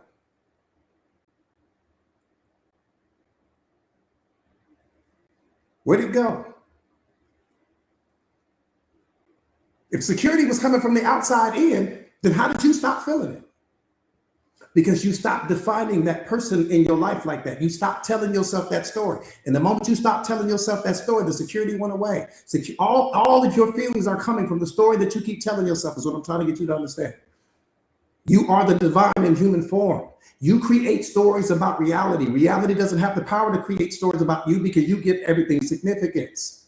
All significance comes from you. Special comes from you. Beautiful comes from you. Happy comes from you. Love comes from you. Everything comes from you. And the day that you realize that, they're going to be able to touch you.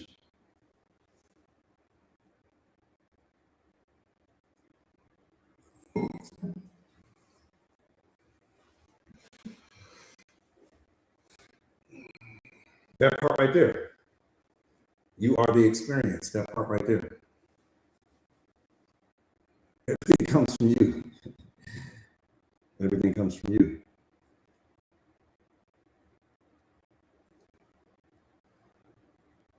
You haven't discovered that everything is already in you. You haven't discovered that yet. For most people, 9 out of 10 people, I would say. Everything is in you.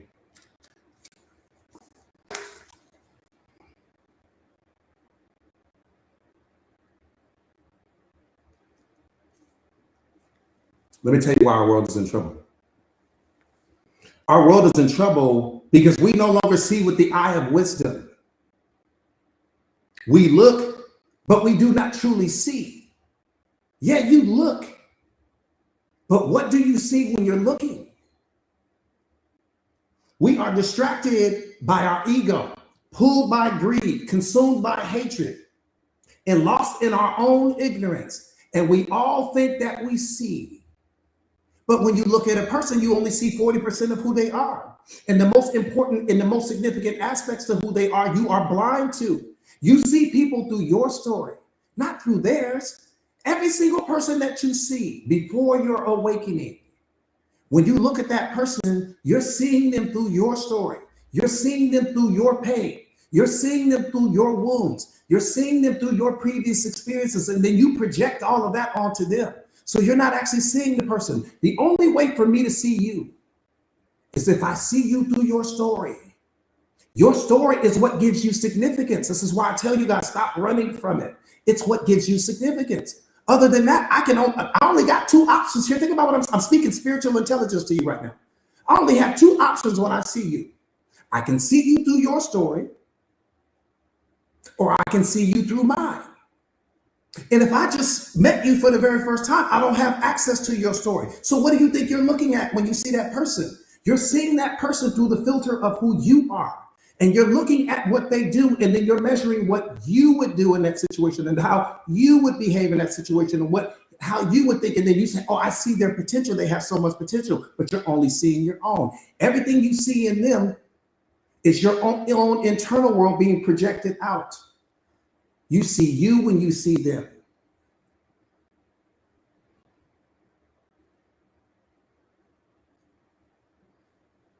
You got to understand that, beloved. You only have 2 ways. We only literally have 2 ways of seeing people. You can see them through their. That's why you love your kids unconditionally. See, that's the only way that you can love something unconditionally. The only way that you can love something unconditionally is to understand the thing. When you understand the thing, it gives you the ability to have compassion.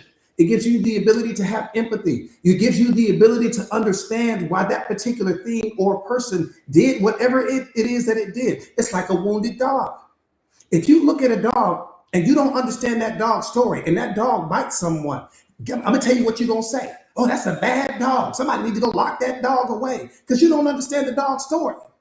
But if somebody gave you the ability to see that dog's story and you see that that dog had been beaten ever since that dog was a puppy, the dog came into the world as pure unconditional love. But the owners of that dog maybe were drug addicts or whatever at the time, and they would beat that dog every day. And that dog was so tired of being beaten. And so when that person went to pet the dog just reacted because the dog was so tired of being beaten. Once you understand that dog's story, I promise you, it's going to change the way you look at that dog. And that doesn't mean that you'll absolve the dog of its actions, But that means that you'll at least look at it through a different filter and you'll understand. It'll give you permission to have compassion. It'll give you permission to have empathy. Okay, well, people are just like that dog. Every single person that's walking on the face of this earth right now is wounded just like that dog. That person has been through something. Somebody's hurt that person. And yes, they're trying to, walk around and pretend that they have it all together, but they don't have it all together, beloved. That's what I'm trying to get you to understand. They don't have it all together. They just pretend to have it all together. In the same way, if you go to pet that dog and that dog bites you only because it was reacting to its wounds, when you say something to that person and you trigger that person, they're just like that dog. They're just reacting from their pain. That's all they're doing.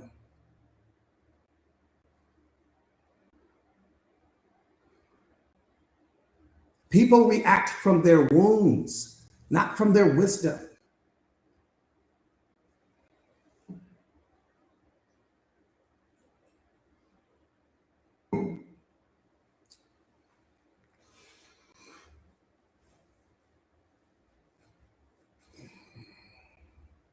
Big homie, I see.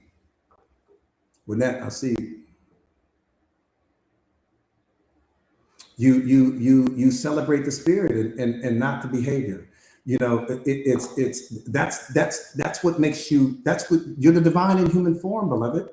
You celebrate the spirit, but not the sickness. Right? Just like that dog. Underneath that dog, and underneath all of that pain that dog has experienced, you understand that the dog didn't come into the world that way. Right? And somebody got a hold of that dog. And when you become self-aware, you start seeing people through that filter, and you start to understand that whatever it is I caught from that person, again, I'm not absolving anyone from anything. I'm not saying that. But what I'm saying is from any wrongdoing that they may have done in your life. I'm not saying that. But what I'm saying is that people react from their wounds. People react from their pain, which is why you have to become self-aware. Why? Because you'll be operating on a different vibrational frequency. And when you're operating on a different vibrational frequency, you will only attract people into your life that have done the work themselves. So the same way that you're doing the work on yourself right now, somewhere in some part of the world, there's a person that's doing the work on themselves as well. And at some point in time, you guys are going to meet. It might be in an airport. It might be in a coffee shop. It might be at the mall. It might be at some friend's party. You're going to meet that person.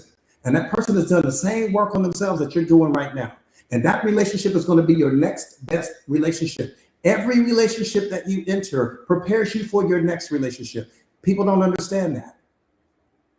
God will never take the best you've ever had. The best you've ever going to have is what's coming, not what's behind you. Let go of what's behind you and focus on what's coming. But most importantly, focus on healing yourself. Because how can you attract your dream partner if you don't become the dream version of yourself? Everything you want in your partner, give that to yourself first. What do you want that person to do? You want that person to respect you? Give it to yourself first. You want that person to love you unconditionally? Give it to yourself first. You want that person to support you? Give it to yourself first. You want that person to validate you and appreciate you? Give it to yourself first. Everything you want everything you want that next person to do for you, give it to yourself first. Because if you're not willing to give it to you, they won't be willing to give it to you. Why would someone give you what you're not even willing to give yourself? And you've been with you your whole life.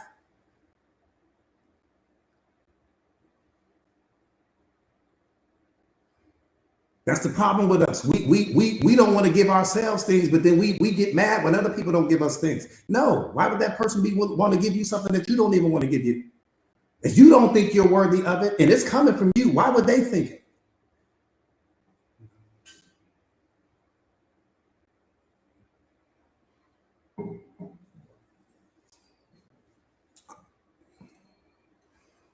I'm just saying, everything you want from your future partner, give it to yourself right now. And when you give it to yourself, you're going to be, what you're going to do, you're going to raise your vibrational frequency, right? You're going to be operating from a different mindset, different perspective. You're going to have different definitions. What do I say? It's the way you define life that hurts you more than anything else. So your definitions will change. Your beliefs will change. The way you love yourself will change. The way you show up with yourself will change. And you won't attract low vibrational people. You won't attract toxic people. You won't attract abusive people. You won't attract that. And somewhere in the world, There is somebody that's doing the work on themselves right now, the same way you're doing it. And you're going to be out in the world and you're going to meet that person. And when you meet that person, it's going to be your next best relationship. And it just may be your last one, because that person is going to be healed and you're going to be healed, which means that we can really love each other. We're not draining each other. You don't need that person to be anything for you anymore. So you can fully enjoy the person.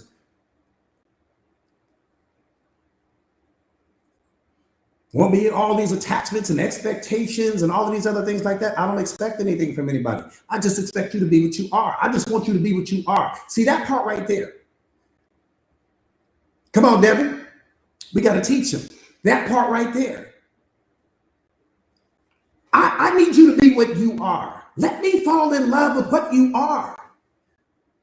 I don't need to place expectations on you. If you value me, you're going to value me whether I have all these expectations on you or not. If you respect me, you're going to respect me whether I got all these expectations on you or not.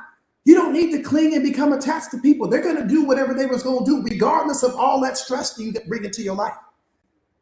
So you don't need to have anything. No, let people be exactly what they are in your life. Because the self-aware person, you won't have to talk to them. You won't need to tell them, I need a break. You won't need to tell them I'm stressed out. You won't need to tell them you showing up small. You won't need to tell them any of that. They're going to already know before you say it. This is why I tell you guys that transparency is more powerful than honesty, because the self-aware person is going to be transparent and honest with themselves. So they know whether or not they're showing up the way they need to show up for you. You don't have to tell me that. I'm going to do a self-critical analysis every single day, and I'm going to know I'm showing up small in my relationship. I'm going to know I'm not being everything my partner needs me to be. I've only got one person to take care of them. There's 8 billion people on the face of this earth, and I'm showing up small for the one person I got. Damn, where's my energy and my attention going? If it's not going to my relationship and me, us building the empire that we're supposed to be building, you see what I'm saying?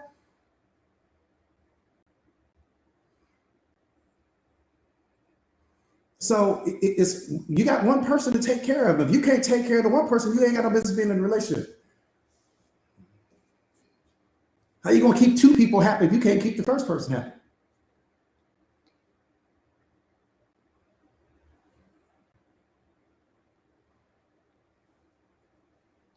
What's up, Moni? So good to see you, beloved.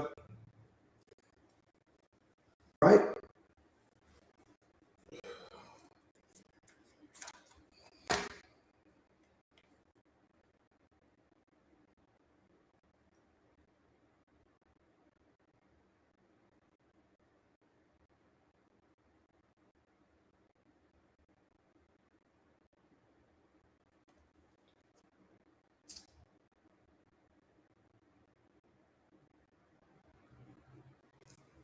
Let me say this.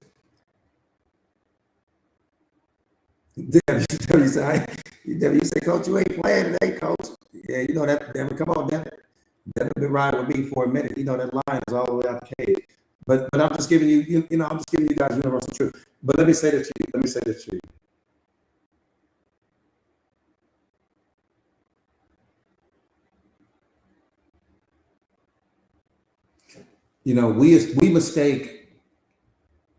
We mistake accumulation, achievement, and other people's opinions for the truth.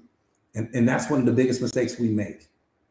Let me say that one more time, because this is important. We mistake accumulation, achievement, and other people's opinions for the truth. And here's what's mind-blowing. The source of your suffering has never been due to a lack of things. Catch this? The source of your suffering has never been due to a lack of things. The source of your suffering comes from you not seeing things clearly. That's where all your suffering is coming from. Not from a lack of things, but from you not seeing things clearly. That produces more suffering in your life than anything else.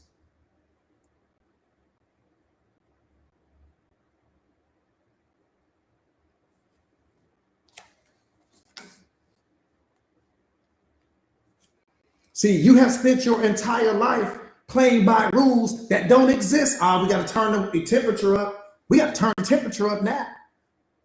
We got to turn, come on, Devin. We got to turn the temperature up now, Devin. We got to turn it up. We getting ready to start cooking now. We getting ready to start cooking now. You have spent your entire life playing by rules that don't exist. Not because you're not smart, not because you weren't paying attention, but because everyone around you was playing the same imaginary game you've been playing. And nobody ever stopped to tell you the truth. That's why I'm getting ready to bring it to you. We getting ready to hit a level of truth. We getting ready to hit a level of truth right now that's going to pin you to the back of your seat. If you've never heard the truth before, you're getting ready to catch it right now. Do me a favor real quick before we dive deep. Do me a favor and share the live to your stories if you haven't already done so. Share the live to your stories, please. Let's get the likes up so we can get the medicine out. Kev, what's up, family? Moni, what's up, family? Come on, Devin. We getting ready to turn the we getting ready to turn the temperature up. So come on, Stephanie. We getting ready to turn the temperature up now. I'm talking about we getting ready to cook with grease. Crisco, to be exact.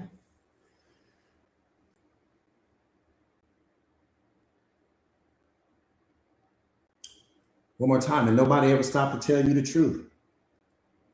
That the world you think you live in, the one that's built on fairness, the one that's built on honesty, the one that's built on people giving you what you deserve, that world is a beautiful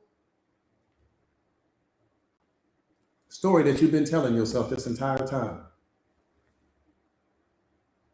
Let me say that one more time. The world that you live in, the one that you think is built on fairness, the one that you think is built on honesty, the one that you think that people are going to get what they deserve, coach, that world is a beautiful, comforting fiction. It's a beautiful illusion. And today, I'm going to show you what's actually behind that curtain. This isn't about becoming cynical. This isn't about you hardening your heart. This is about you waking up to the truth. You've been playing a game that you can't win. That's why you might be losing right now. If you're not where you want to be, and I don't mean losing meaning you a loser. I mean you're not where you want to be right now. This is about waking up.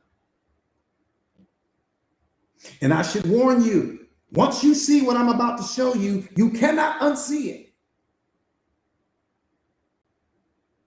Once you see what I'm about to show you, I promise you, you can't unsee it. Let me ask you something. Have you ever been genuinely shocked by someone else's betrayal? Just think about it. I'm talking about just genuinely shocked. This is before your self-awareness journey. This is before all of that, right? Where someone betrayed you and you were just genuinely shocked. You were blown away by it. Okay, watch this.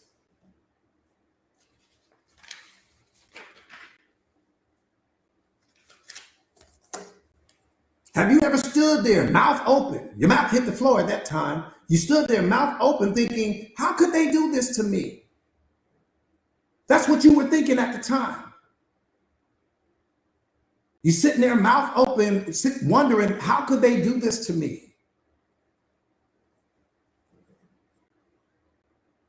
And in that moment of shock, you revealed something about yourself far more than you revealed about them.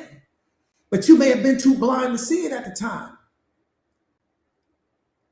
You revealed that you were still playing a child's game in an adult's world. You were playing a child's game at the time in an adult's world. You were still expecting people to operate according to your moral code.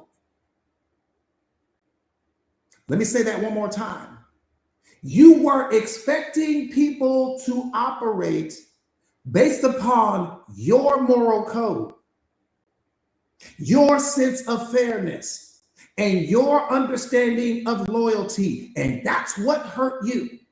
You've been walking through life expecting people to do what you would do, how you would do it. You've been looking for your heart in other people's bodies because in your mind, you couldn't understand why that person would do that to you because you wouldn't have done that. But they're not you, beloved. No person in the history of this planet is. You've been playing the wrong game. You've been looking through this world through your filter alone. But nobody has access to your filter, which means that they would have never done what you would have done in that moment. And never. I don't give a damn how many stories you create right now. That person would have never done what you have done. You expected them to live by your moral code. You expected them to operate based on what your definition of fairness is. You expected them to operate based upon your level of loyalty, period. That doesn't exist anywhere in reality. It only exists in your mind. I need to say that again. I said that doesn't exist anywhere in reality. It only exists in your mind. It does not live in the mind of your partner. It does not live in the mind of your friends. It does not live in society's definitions. It only exists in yours. You've been playing a game that you can't win.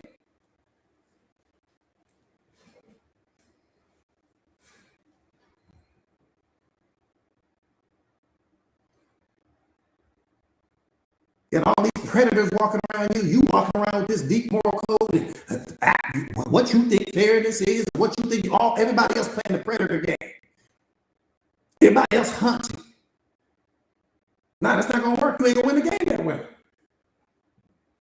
I'm just here to wake you up to something that you might be blind to.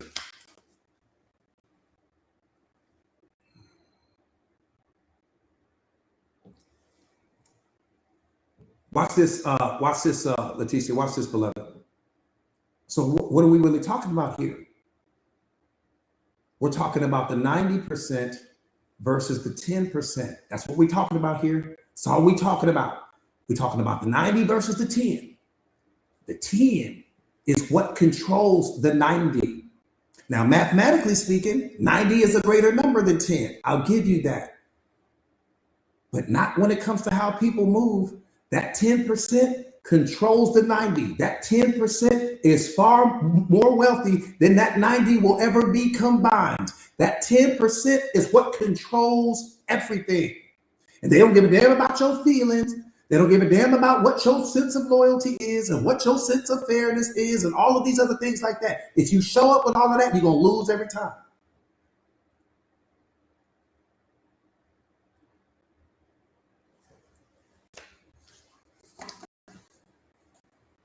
You're gonna lose every time. Here's what the 10 understand that the 90 never will. I said, here's what the 10 understand that the 90 never will. Other people are not extensions of your value system. We're gonna pause hard right there. I said other people are not extensions of your value system. Just let that hit your spirit.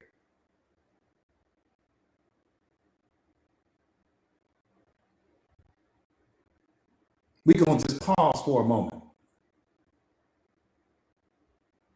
Because every single person that you come in contact with from this moment moving forward, that's the only thought you better be entertaining. I don't give a damn about how buff they are. I don't give a damn about how many tattoos they have. I don't give a damn about what brand of vehicle they drive. I don't give a damn about what label they carry. You need to understand and snap out of your illusion and understand in that moment that that person is not an extension of your value system. They are not an extension of what you call fair. They are not an extension of what you call loyal. They are not an extension of your heart. Wake up.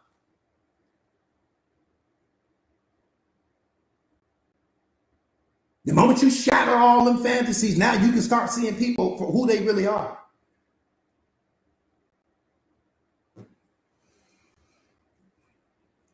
I appreciate the gifts, you guys.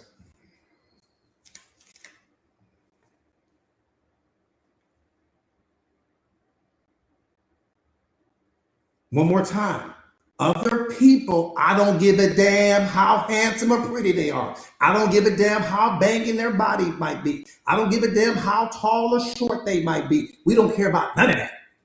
You need to understand that when you encounter that person, what lives in you does not live in them. Whatever the codes you live by are not codes that they live by. I don't give a damn how much talking you do. They have a completely different moral code than you. They have a different definition of what loyalty is. They have a different definition of what fairness is. They have a different definition of what love is. And it doesn't match yours, I can guarantee you.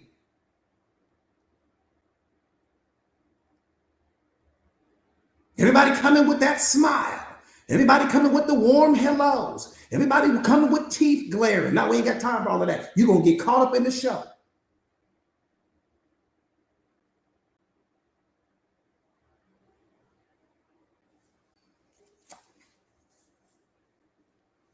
Other people are not extensions of your value system. Pastor Tony, what's up, beloved? So good to see you.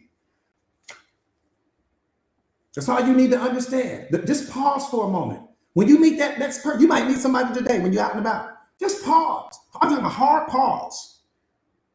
And just understand, before you bring this person into your life, or even the person that you may have just met on some date nap recently, that person is not an extension of your value system.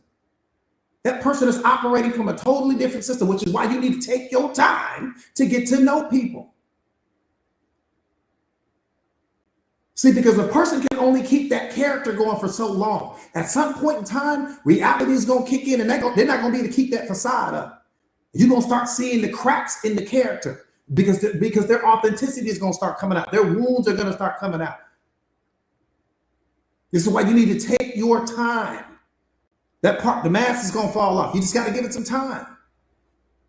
But no matter how much time you give it, that person is not an extension of your value system. That's what you need to understand. I don't care how pretty or handsome they may be. So whose value system are we living by? Think about what I'm saying to you. Whose value system are we living by? See, it's like the story of the bird that fell in love with the fish. Right? It's a parable, but it applies to life. So one day this bird goes and it falls in love with this fish. The bird is hanging out with the fish every day. The bird would fly down and sit there and hang out with the fish. The bird loved that fish. But they had a problem. And the problem was that they couldn't figure out, well, we gonna live in the air or we gonna live in the water? Which one we doing? We gonna live in the water or we gonna live in the air? Two different mindsets here. Two different value systems here. Where do we live? See, when relationships fall apart, it's just like the bird and the fish. This person wants to move through life this way. You try to move through life that way, and you guys are just not compatible. Doesn't make this person good and doesn't make them bad. It's just their value system is not your value system. The moral code that they live by, to them, cheating might mean I don't cheat on you that much. Or loyalty might mean to them, I'm loyal to you most of the time. Or I've been more loyal to you than I've been to anybody else in my past. That might be loyalty to them. You don't know. Kindness to them might be, I don't yell at you that much.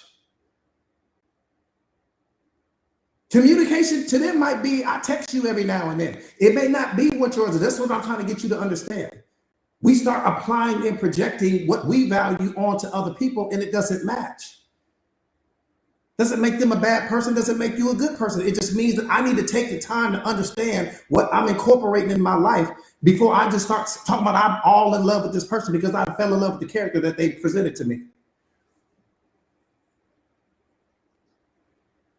That's all I'm saying.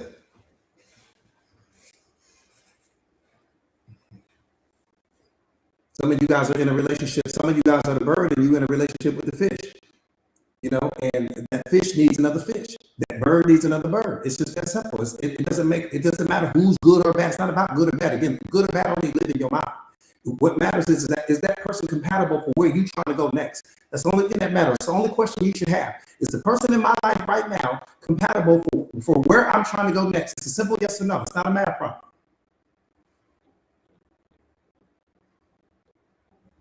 Some of you guys have a hard no in your mind with respect to that question, but you still staying in the relationship. The answer is no to that question, but you still staying. And you don't know why you stand. See, that's what self-awareness is about. Self-awareness is about understanding every why in your life. You can't become powerful if you don't understand what you're saying yes to and what you're saying no to. We can wake up saying yes to things that we really want to say no to.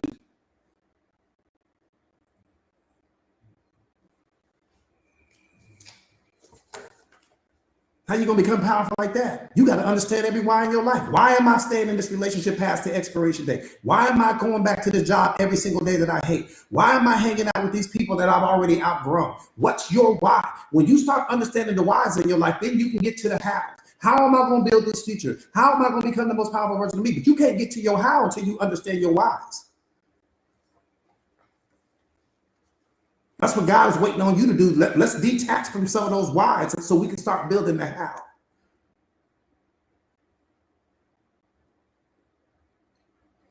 I'm telling you, you got people right now that are doing things that you don't know why you're doing it.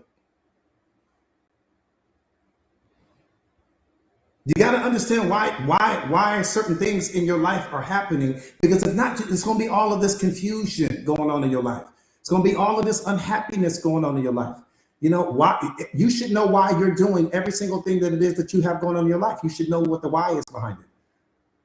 I'm hanging out with this person, and this is why. I'm in a relationship with this person, and this is why. I work at this particular place. This is why. I hang out with these people. This is why. I do this over here. This is, I know my whys. So anytime that something is out of alignment with my life, I know exactly where the problem is.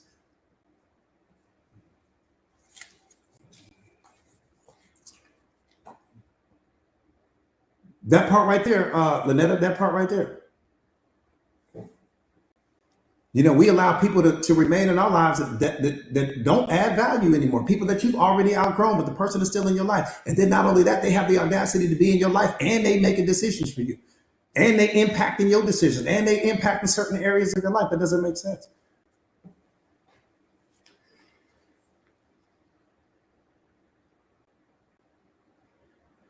So one more time, here's what you need to understand. Here's what the 10% understand, that the 90% never will. Other people are not extensions of your value system, beloved. That's the point not to be missed. Other people are not extensions of your value system. Please wake up out of your illusion. Every single person that you see, you'll take your kids out of it because they're a reflection of you. Everybody else, nah. I need to look at them through that filter, and I need to understand that they're not an extension of my value system. And I don't know what your value system is. I don't know what your definition of kindness is. I don't know what your definition of fairness is. I don't know what your definition of love is. I don't know what the definition is. And I can promise you, whatever you call love, that person that you just brought into your life, that's not love to them. That may be more, it may be less, but you guys have two different definitions, and you got to start understanding that. Because you guys are getting ready to go off one of you guys' definition. Somebody's definition is getting ready to run that relationship. Because no two people equal the same, bring the same amount of value in the relationship. That's what's important to understand. Somebody is always the prize. And somebody is always feels lucky to have access to that person. That's how every relationship works. There are very rarely are there two prizes in the relationship. Usually there's only one prize. That's that one person. And the other person feels lucky to have access to the one. And the person that feels lucky to have access to the one is the one that's usually walking on eggshells, is the one that turns down the volume on your voice. Why? Because you feel like you feel so blessed to have access to the person. Because you don't want to do anything to lose that person. So they fully in control of the relationship, and they know that they are the prize. See, once that person knows that they are the prize, are you in trouble?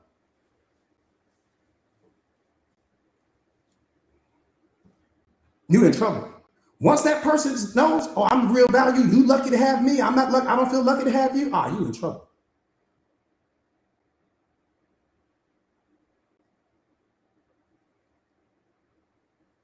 I'm telling you. Think about it. There's a wolf and a lamb in every relationship.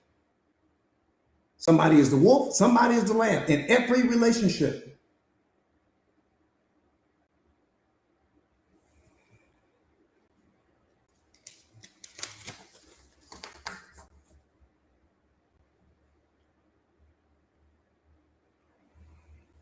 All right, let me finish this piece.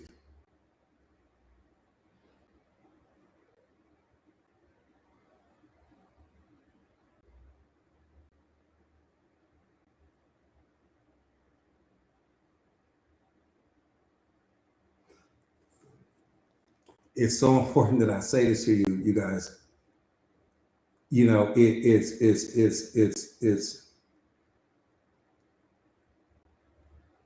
again, other people are not extensions of your value system. I can't say that enough. They are sovereign beings operating according to their own internal logic, their own desires, and their own self-interest. That's how they're moving. Has nothing to do with you. It's not personal, so you don't need to take it personal. When someone wrongs you, watch this. Watch this right here. When someone wrongs you, the 90% asks an emotional question. How could you do this to me? 9 out of 10 people have asked that question. 9 out of 10 people on this live right now have asked that question just like that. How could you do that to me? That is an emotional question. I'm going to show you what the problem is with that question.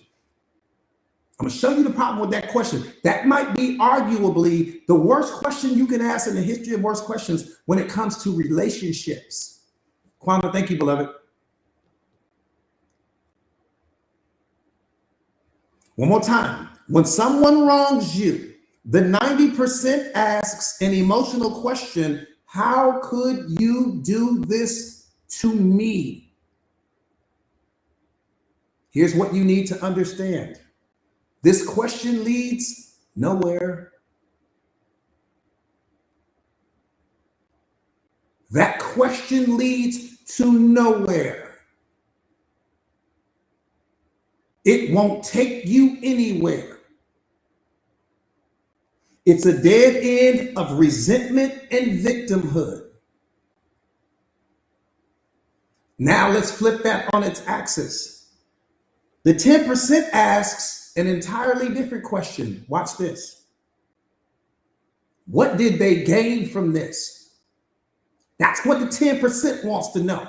What did they gain from this? You see the difference? Why'd you do this to me? What did they gain from this?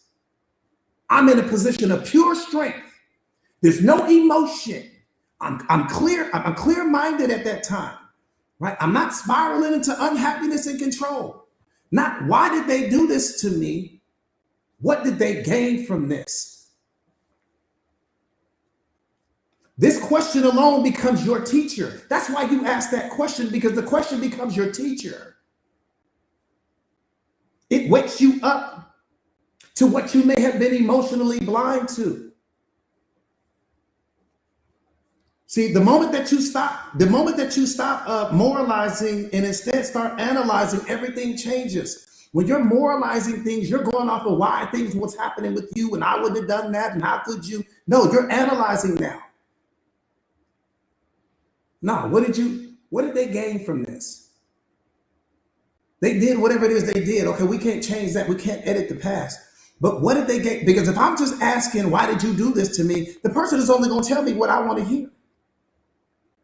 Think about what I'm saying. The person's not going to tell me the truth, because the truth in their mind would only injure me further. So they're not going to tell you the truth. They're going to tell you what you need to hear to make you feel better at that time. They're not going to give you the truth of why they really did what they did, because the truth would hurt you more.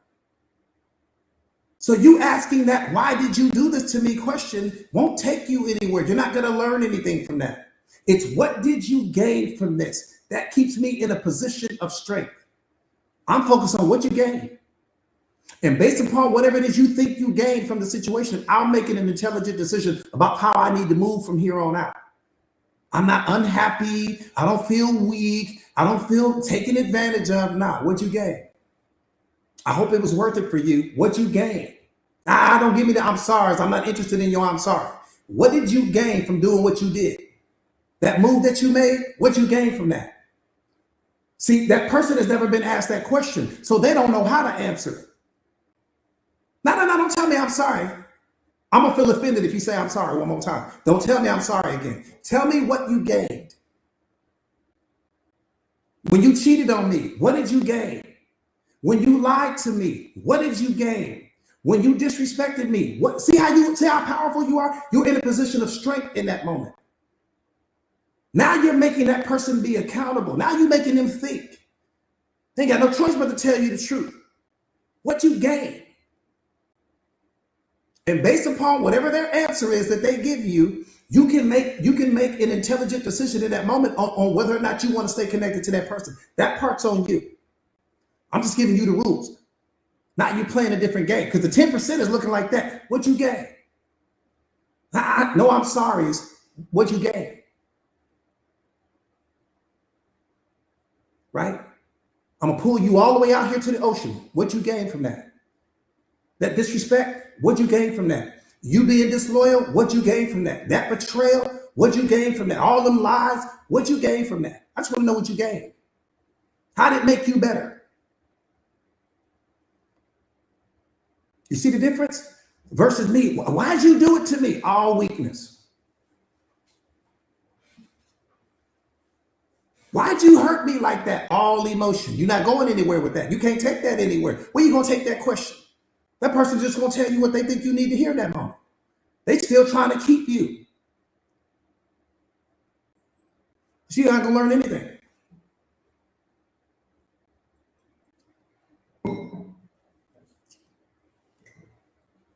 You just got to play the game by different rules. One more time, people are not extensions of your value system.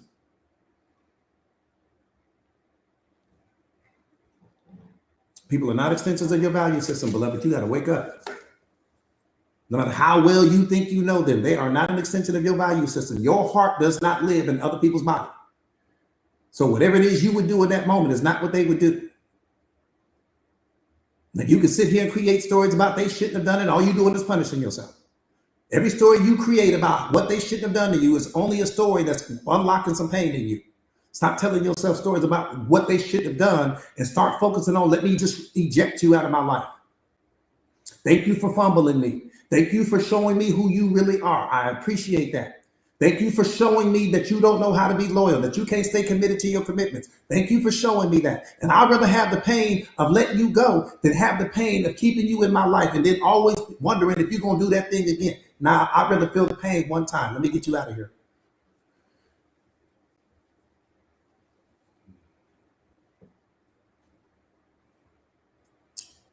Let's look at the lights up, you guys. Do me a favor, share the live.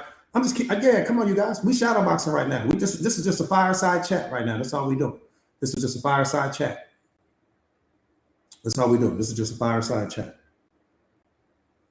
We just shadow boxing right now. Everything is good. We the best in the world. We are the best in the world. But we just can't see life through our illusions anymore. Let's get the 500,000 likes, you guys. Let's get the 500K. No more seeing life through the illusions. We ain't got time for the illusions anymore. I appreciate that, beloved. Zena, I see you.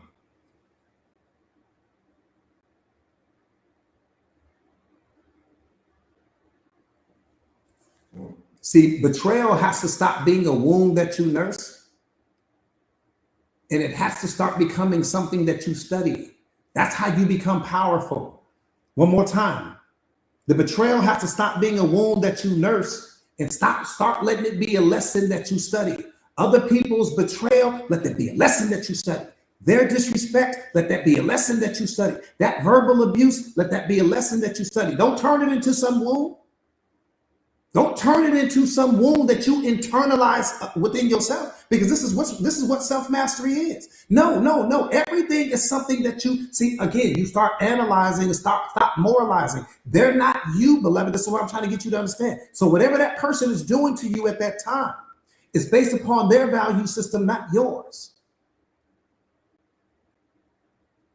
So I'm not going to hurt myself because of your bad behavior. I'm not going to hurt myself because of your disloyalty. I'm not going to hurt myself because of the way that you're trying to disrespect me. I'm not going to hurt me because I'm losing all the way across the board. I got the disrespect. I've hurt myself from that. And then I'm going to obsess about it and think about it all day long. No. What you gain from that?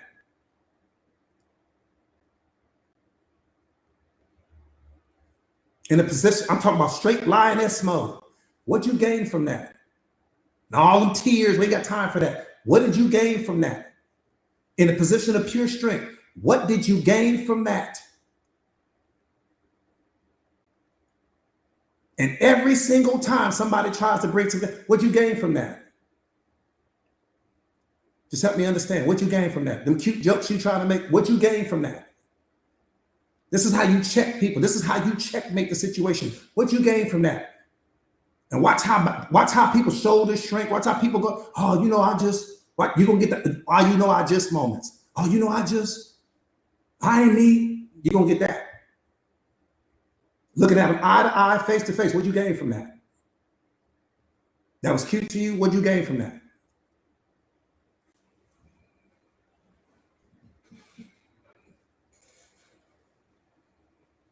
I'm telling you. That's it. That's how you checking everything. I check everybody with that. What you gain from that? Oh man, I was just I don't want to do that. I was just see people will stop playing with you the moment that they learn you ain't the one to play with. Everything is gonna change that day. When people learn that you are not the one to play with, all of the games go out the window. People play because they think you can. Why? Because the person that they were with before you, they could get away with all of that. The person that they were with before you, let them get away with all that.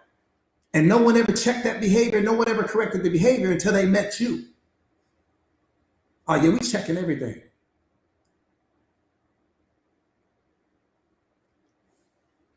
That's the problem.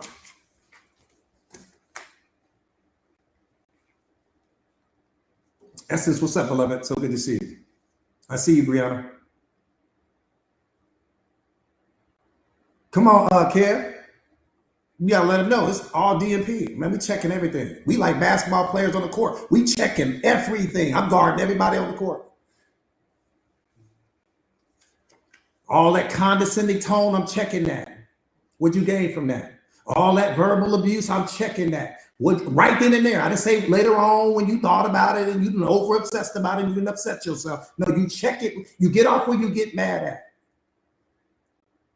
I used to teach my students this a long time. Get off where you get mad at. We're gonna check this right here. We're gonna put the car in park right on the side of the freeway. Let's pull the car over real quick. Because we ain't gonna do this, because I'm not gonna let this become a pattern. I'm not gonna let this become a habit. I'm not gonna be the punchline in your life. I'm not gonna be any of that. So we're gonna check this right here, right now. What'd you get from that? And don't pull off from that situation until you have an answer that's comfortable with who you are ultimately becoming. What'd you get from that?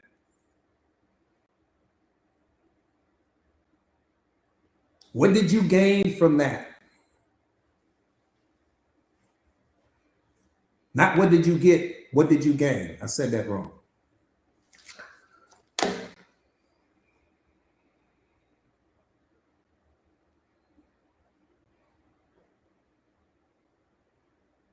See, let me give you a different way to look at it real quick. Aquarian goddess, what's up, beloved? That part right there, what did you gain? I want you to think about it like this. Think about it like this.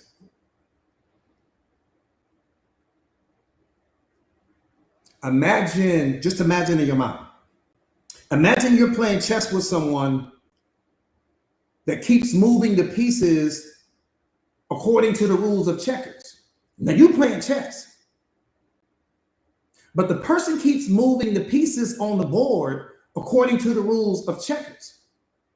You're gonna lose every time. You playing chess, you playing the game the right way, but the person's not playing the game the right way. You're gonna lose. And in your mind, when you like, well, coach, they ain't playing fair. But who is in life? People ain't playing fair. Because everything we do before we become self-aware, everything we do is guided by our self-interest. It's guided by our desires. That person that you bring into your life, every move that they make is guided by their self-interest, is guided by their desires. Not yours, beloved. Theirs. Not yours. Theirs. Not yours. Theirs. So I'm coming to your life and be everything you need me to be when you with me. I'm gonna come in and play all of the roles that you need me to play when I'm in your presence. And the moment that I'm not in your presence, I'm going back to my rule book, not your rule book.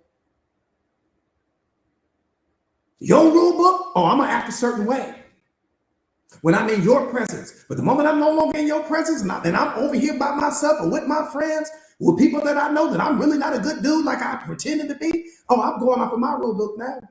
Because their rule book existed before your rule book came into place. And here's the problem. You don't know their rule book. You don't know what that person's rule book is. You only know who they become when they're in your presence, but you don't know who they become in your absence. You have no idea what their rule book looks like. See, when you start understanding that, you stop rushing to add people to your life. I'm terrified because I don't know what your rule book looks like. I don't know what it looks like. I don't know what your level of self-awareness is. I don't know what your level of emotional intelligence is. I don't know if you've done the work on yourself. I don't know what your moral code looks like. I don't know what your values. I don't even know what you value. I don't know what you value. Period. That makes people a little bit less attractive when you start looking at people. That's reality. Again, before we become self-aware, I said before, every move that that person makes is guided by their self-interest, not yours. Every move and decision that they make is guided by what benefits them, not what benefits you. So that person is going to play a certain role in your life when they're around you, and that makes all the sense in the world. But everything you believe to be true about that person, everything you love about that person is only coming from who they are when they're in your presence. Think about what I'm saying to you. Every single person, take your kids out of it, take God out of it. Every single person in your life right now that you claim to love, what you love is the version of them that they are when they're around you. That's what you love. That's what you fell in love with. You don't know who they are in the dark. You don't know who they are when they're not around you. All of your belief, all of your faith, all of that loyalty comes from who they are in your presence, not from who they are in their absence. And that's why you get blinded. You get blinded because the version of them that they are in their absence caught up to you. You've discovered that version of them that they transform into when they're not around you. Somehow, some way, you found that version out, and it blew your mind to know that they were moving like that behind your back. That's what hurt you, because your whole belief system about that person was coming from who they are in your presence. Never realizing that there's a whole other version of them that they transform into when they're not around you. You don't know how your partner acts around the opposite sex when you're not around, when there are no cameras, nobody recording anything. You don't know who they transform into when that beautiful man or that beautiful woman comes and approaches them. Do they smile? Are they flirting? Are they giving that person the energy and attention that they should be giving you? You can't sit here with a straight face and tell me you know that, because you don't. You'd be lying. You don't. And there's no way for you to test that. So you're going off blind faith, blind trust. And then that's why you get blindsided. Because once you find out who they really are when you're not around, then you start asking, well, damn, how long have you been this person?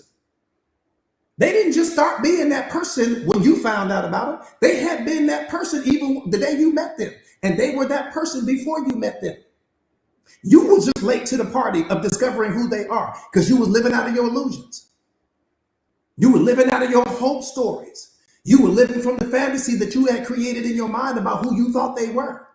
That's why you were blind to the patterns. You were blind to the red flags.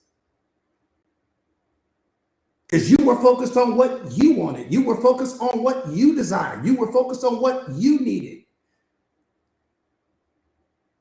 I'm telling you, when you fall in love with someone, you're only falling in love with the version of them that they are, that they present to you. And that's easy to do, beloved. Anybody can do that. Your kids do it all the time.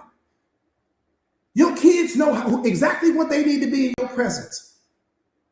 But the moment that your kids go outside and they go around the corner and they out of your sight, they transform into something completely different that will blow your mind. The same way you used to do it when you was a kid.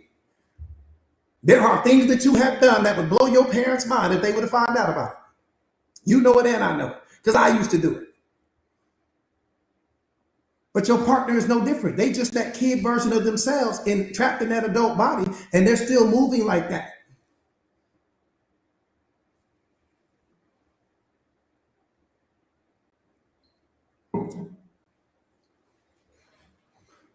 No, you got to wake up, man. I'm just saying, just get all them illusions out your mind about people. That's the scariest thing in the world. I'm telling you. Awareness taught me that if it didn't teach me anything else. Every single person, before they are awakened, is moving in ways that's only in alignment with what's in their best interest, with what's in alignment with their desires, with what's in alignment with their needs, with what's in alignment with fill in the blank. That's what they're doing. And they've been that version of themselves longer than they have with whatever it is they pretended to be for you. They've been that version of themselves. So then they meet you and they like you and you're something new. You're something exciting. So that person will put that version of themselves on pause and they start transforming into what they need, what you need them to be for you. But then the newness goes away. The honeymoon phase goes away. And then they take that old version of themselves, they hit that pause button and they get off of that and then they start being back who they were before they ever met you. And that's when the relationship starts to fall apart. People go back to being who they really are after the newness of the relationship with you fades away. And that's how relationships become toxic. I'm telling you how it works. Now, you can be blind to it if you want to, but that's how it works. We always celebrate the new. We're always excited about the new, but eventually the new becomes old. And once the new becomes old, the real them starts to come out because there's nothing to be excited about anymore. The honeymoon phase only lasts for a few months in the relationship and then it's over with. Tell me. You may not want to hear that.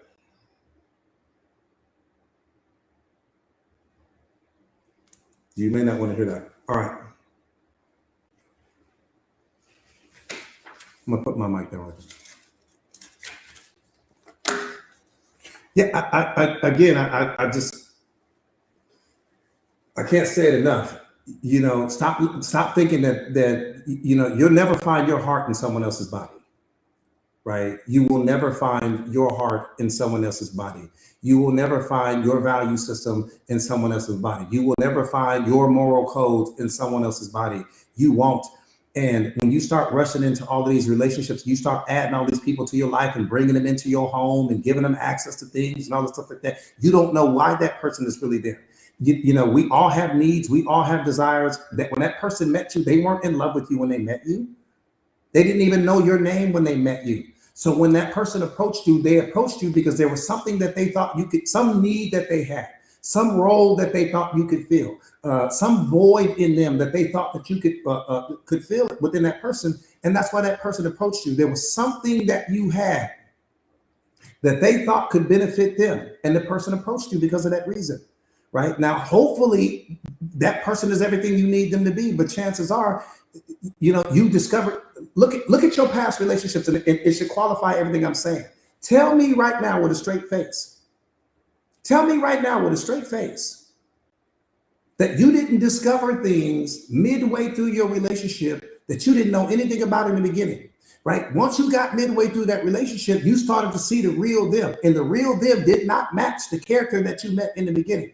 But you already had feelings, already had love there. You probably already invested some money into this person. You had already done certain things for this person. So in your mind, you're thinking I can fix the person. But you couldn't fix the person. The person couldn't even fix themselves. And so you spent the rest of that time in the relationship trying to change what could never be changed. And then at some point in time, reality caught up to you and you figured this person was going to always be what they are. And then you started seeing reality for what it is and you got away from the relationship. That's how it worked. That's how all of your relationships started, in a state of euphoria, but they end in chaos. They end in drama. They end in pain. They end in suffering. All the time. Very few relationships start with love and end with it. Very few. Where two people can walk away and still love each other, but just can say, you know what, we just weren't compatible for each other. Very few. It always ends in drama. But why does it end in drama? It ends in drama because the person was never being who they sold you, who they were selling you that they were. They were never that person. That's what upsets you. It's like, damn, I done wasted the last year, 5 years, 10 years, in this relationship with you. You were never the person you told me you were. Never.